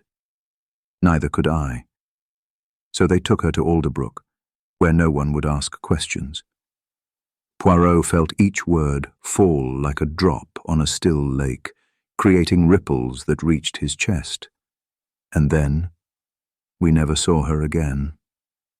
Until a letter arrived many years later, a letter written by a young woman who claimed to be the one who was never named. I didn't respond. I didn't know how. But Eugenia did, and the letter changed her. Poirot closed his eyes for a moment. The puzzle was beginning to show its seams. Calliope. The girl displaced from house to house, buried on the margins of her lineage, and yet more present than any portrait in the hallways of both houses. Ambrose discovered that letter. He knew something. Do you think he was punished? Lady Marguerite didn't respond immediately. Her gaze had turned glassy. Sometimes, he said finally, memory is the punishment. That night Poirot walked to the strawberry tree. The earth still showed the wound from the previous morning. He stopped, holding the notebook in one hand and the teaspoon in the other. He wasn't the kind of man who believed in ghosts. But he did believe in echoes. And in that place, more than anywhere else, the echoes had names. Calliope, a name that finally no longer had to be hidden. Chapter 14. Where the Invisible Inheritance Begins. Poirot's return to London was discreet. There were no headlines, no urgent telegrams, no receipt from Scotland Yard. And yet, in his suitcase, he carried not evidence, but something more dangerous. A story that no one wanted to remember, but that could not be forgotten either. During the following days, Poirot remained almost invisible in his apartment at Whitehaven Mansions. He read, walked, and observed the city from his window with the patience of a gardener waiting for something to sprout without asking permission. But inside him, a restlessness was beginning to take root. Calliope, a lost name, and, like everything lost, full of meaning for those who dare to search. It was on the third morning that she received the letter. No sender, hand-delivered by someone who didn't want to leave their name. The handwriting was old and curved, from a woman who had learned to write before she'd allowed herself to feel. He just said, "You have been more compassionate than we deserved. But if you truly want to understand, it's not enough to know where memory is buried. You have to know who still lives in its shadow. Go to 14 Wetherham Lane. Knock just once, and don't look back." Not signed. Poirot slowly closed the envelope. He had learned to distinguish between letters demanding justice and those, merely pleading for silence. This one, curiously, asked for neither.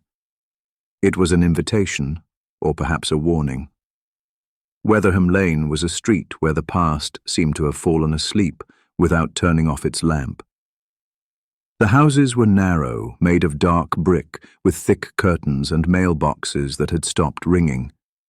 Number 14 stood between two identical houses, like a whisper between two long-forgotten phrases. Poirot knocked. Just once, as he had been instructed. The door opened just a few seconds later. A woman in her 40s, with a pale face and an expression that made her unsure whether to fear or trust, watched him without speaking. "Mademoiselle Livia?" he asked, though he wasn't sure. She nodded, a minimal movement. "Come in, but quickly. No one must see you." Inside, the house was dark, the blinds closed, and the air thick with something that wasn't dust or perfume, something more like waiting. She's upstairs. She can't speak, but she can hear, and she remembers everything. Poirot climbed without protest. Each step creaked like a confession. In the back room, a figure rested in a rocking chair, covered up to the neck with a stone-grey blanket. Her eyes were open, motionless, like stained glass windows without a church. "Mademoiselle Calliope," whispered Poirot. The woman didn't move, but a single tear ran down her left cheek, without trembling, without haste. Poirot knelt down before her slowly. He opened his briefcase and placed 3 objects on her knees: the silver spoon, the blue bracelet, and Ambrose's diary. "All of this belongs to you," he said, even the things no one wanted to say out loud. The woman didn't reach out, but her gaze descended upon the objects. Her pupils dilated slightly. The silence became almost physical, as if the room itself were holding its breath. Livia, from the doorway, spoke for the first time. "My mother hasn't spoken a word since she returned from Alderbrook 6 years ago. They say it was a nervous breakdown. I don't believe it. I think she just—" I chose silence, like a secret language between her and her memory. Poirot stood up. "Who wrote the letter to you?" "It was me," Livia replied. "I found the envelope Lady Eugénie wrote to you before she died. She never sent it, but she kept it along with a note. He'll know what to do with this. And I knew he was you." Poirot felt something gently close, like a box whose contents had already been read. He looked once more at Calliope. Her lips had curved slightly, not into a smile, but in an older gesture, relief. "Do you believe, Mr. Poirot," Livia asked, "that someone can live with their name erased for so long, and still be real?" "Yes," he said without hesitation, "because even unspoken names, mademoiselle, continue to echo, in the decisions we make, in the silences we inherit, and in the truths that, sooner or later, find their voice." Back in his apartment, Poirot lit the lamp next to his favorite armchair. His scissors and notebook were waiting on the table. He cut a small strip from the unreturned envelope, narrow enough to fit between the pages of the diary he would now keep sealed, not as proof, but as a sign. A story that had not ended with death, but with a living presence. And then, without raising his voice, he said in a low voice, "Calliope." And for the first time, the name didn't hurt when it was spoken. It only weighed, like things that are finally put back in their place. Chapter 15. The Last Portrait in the Blue Room. For several days, Poirot didn't go out. London, with its dense traffic and ticking clocks, now seemed like a contradiction to him. As if the city didn't know, or want to know, that in another corner of the country, a story that should never have been told had begun to weave its epilogue. But one more letter brought him out of retirement, this time not anonymously. The envelope was thick paper with an old-fashioned letterhead, Alderbrook Hall. The handwriting was small, meticulous, and signed by Judith Lonsdale. "Mr. Poirot, in the blue drawing-room of Alderbrook Hall, a portrait still hangs. That of Lady Eugénie, of course. But behind it, there's something else we didn't dare touch. Last night, however, Edgar and I decided to look. What we found doesn't change the truth, but perhaps I can offer you one last piece. If you're able to come, I'll be waiting for you. Judith." Poirot carefully placed the envelope on the table, and within minutes his suitcase was ready. Alderbrook Hall welcomed him without ceremony.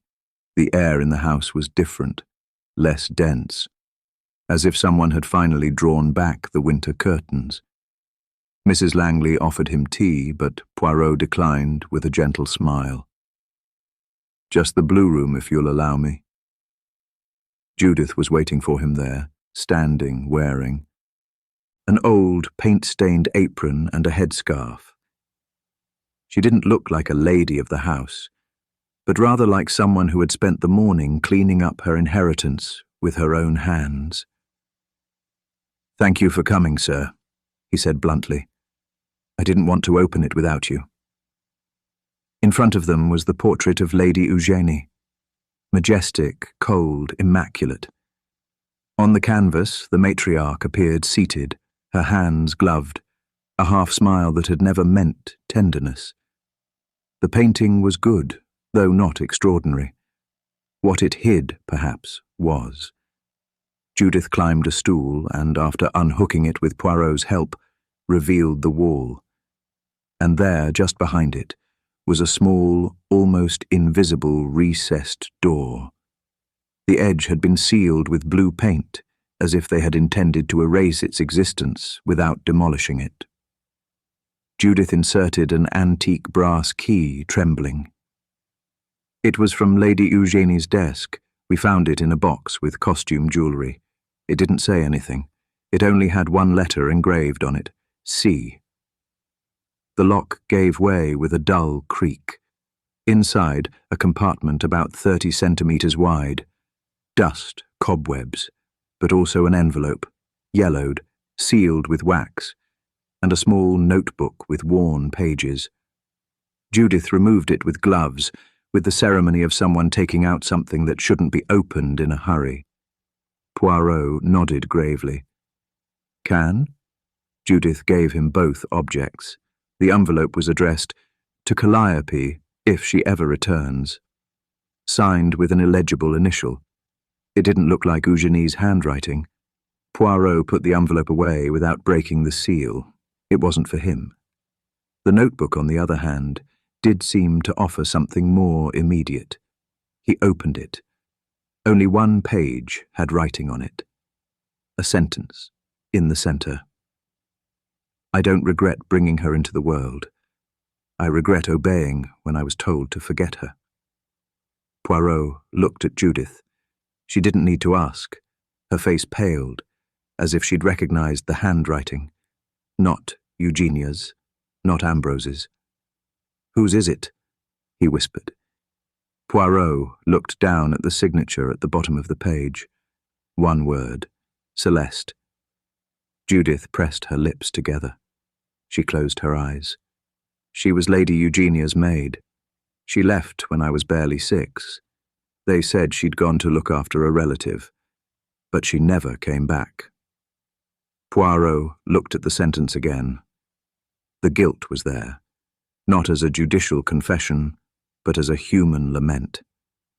Another witness who had been silenced.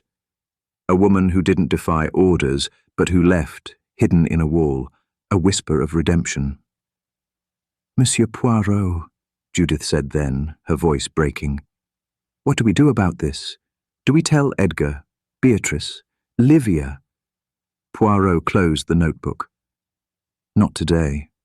Not while this is a wound, but someday, perhaps, when it doesn't hurt so much, when the silence isn't heavier than the truth. Judith took a deep breath. She seemed to accept the answer, or at least didn't have the strength to argue with it. There's one more thing, she said suddenly. The portrait of Lady Eugenie. I'd like to take it down, replace it. Poirot tilted his head. With what, mademoiselle? She went to the corner, where she had covered something with a white sheet. She slowly pulled it back. A new canvas, still fresh. Calliope.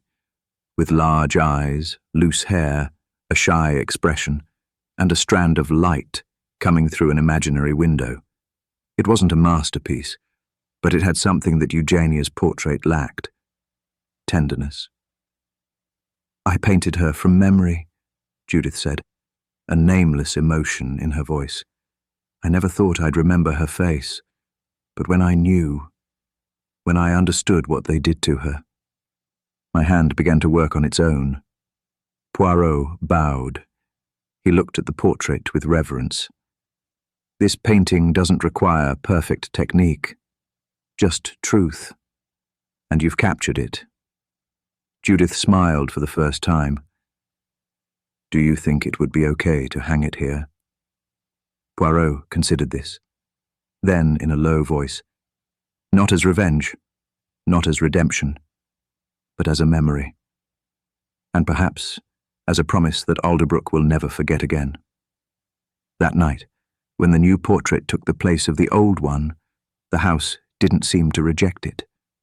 There was no wind, no creaking, No shadows to protest, just a different silence. One that didn't weigh, one that didn't hurt. And Poirot, as he packed his things for the second time, thought that perhaps he had closed more than just a case. Perhaps it had helped to open a name, and that, in certain worlds, is justice enough. Chapter 16. Things that come back with the rain. Rain returned to London the day after Poirot left Alderbrook Hall for the last time. It wasn't an impatient storm or a passing drizzle, but the kind of rain that clears roofs and forces windows to think. A rain that knows, that remembers, that murmurs. Poirot sat in his apartment at Whitehaven Mansions, watching the drops of water trickle down the glass. He had a cup of hot chocolate in his hand, but wasn't drinking it. The casebook, already sealed, lay on the table next to the envelope he hadn't yet opened, the one addressed to Calliope if she ever returns. It wasn't his. It never would be. For years, Poirot had collected secrets like others collect stamps or old coins. But this one was different. It didn't sparkle with the logic of a solved crime. It didn't have the symmetry of a confession or the pleasure of a revelation. This secret. It hurt. A few days later, he received an unexpected visitor. Livia Hastings, the young painter, arrived unannounced, soaked by the rain. Her eyes seemed calmer than before, although they still bore the shadow of everything that had been torn away. "I didn't come to ask anything," she said, drying her hair with the handkerchief Poirot offered her. "I just wanted to understand." Poirot invited her to sit down. He didn't speak. He offered no explanations.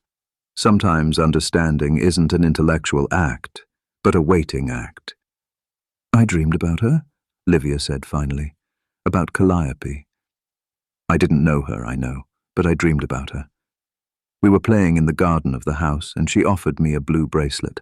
I didn't want it, but she insisted, and when I took it, I knew I wasn't alone anymore." Poirot lowered his gaze. It wasn't the first time he'd heard someone speak this way about the dead. Sometimes memories don't need to have been lived to be real. "Sometimes, mademoiselle," he said tenderly, "we inherit more than blood or surname. Sometimes we inherit the sorrow of those who have not been mourned." Livia nodded. "Judith showed me the new portrait. It's strange. It seems as if Calliope has been waiting for us all, as if her story hadn't ended, just been buried." Poirot stood up. He went to a small wooden drawer in which he kept unclassified objects, an ivory button, a silver thimble, an unstamped postcard. There, finally, he placed the envelope for Calliope. "It won't be opened," he said, more to himself than to Livia. "But we'll know it exists. That's enough." The young woman looked at him with silent gratitude. "Do you believe, Monsieur Poirot, that a crime can be cured if there is no punishment?" Poirot tilted his head. His moustache twitched slightly as he thought. "A crime can become silent over the years. It can lose its edge. But healing is something else. Sometimes healing is just someone daring to say the name no one else wanted to say, and someone listening without looking away." Livia smiled. Not from happiness, but from recognition. "I want to paint that," he said as he stood up. "Not Calliope's portrait. Judith already did that. I want to paint the moment her name is spoken." Poirot escorted her to the door. "Then you'll have to paint yourself."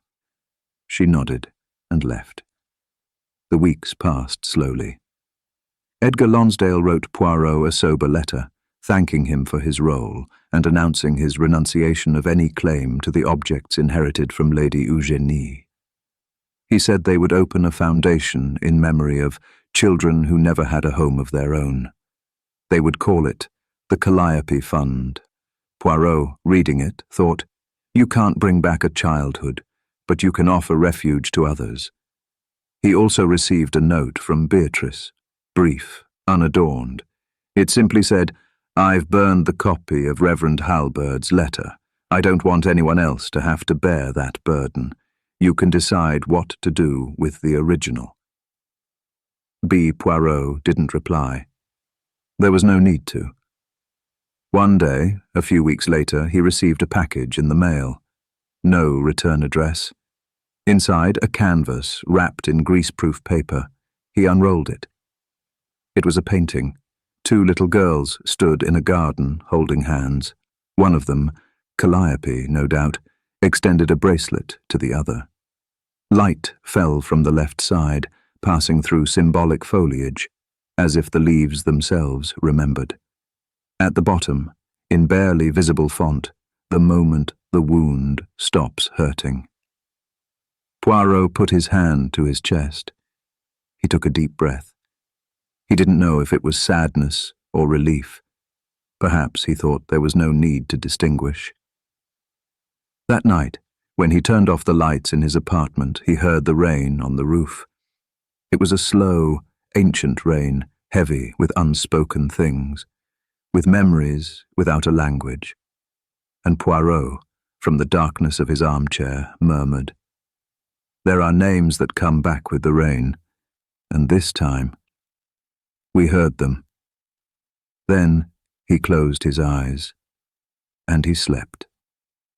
Chapter 17, Where the Truth Sits in Wait. Poirot's office was unusually tidy that morning, even by his own standards.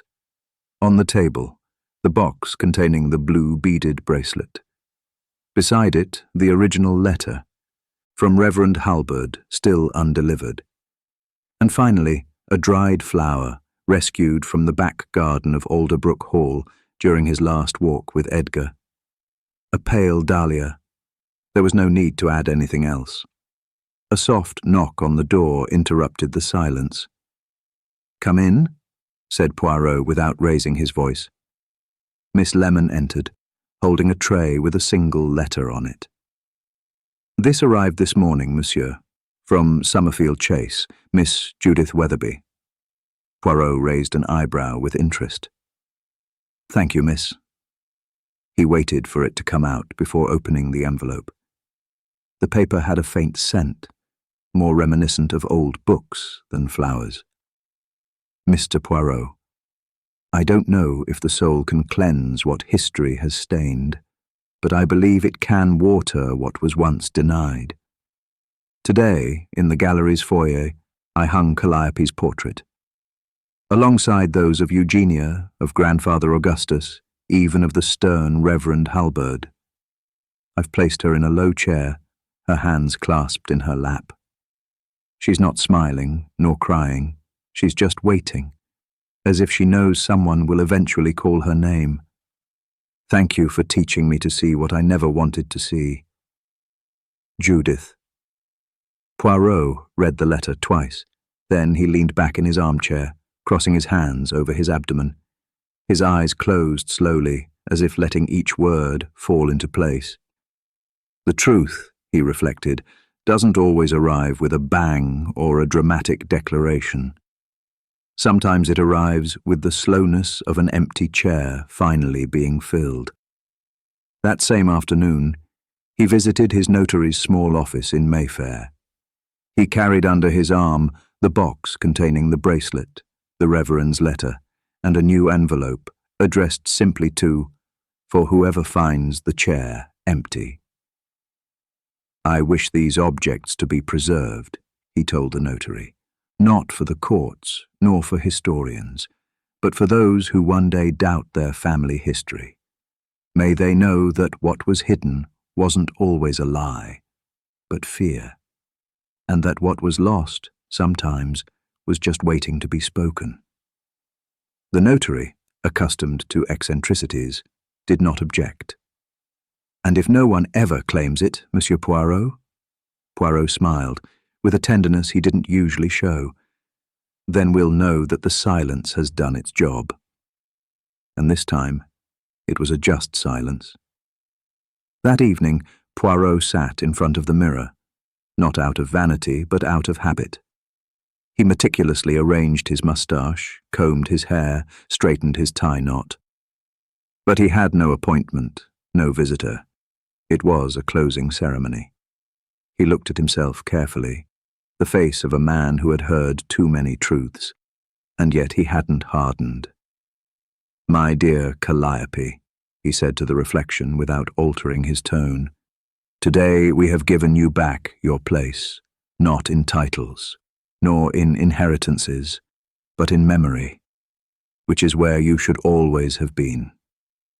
He let the sentence float, no reply needed, and in the silence that followed, he knew he was done.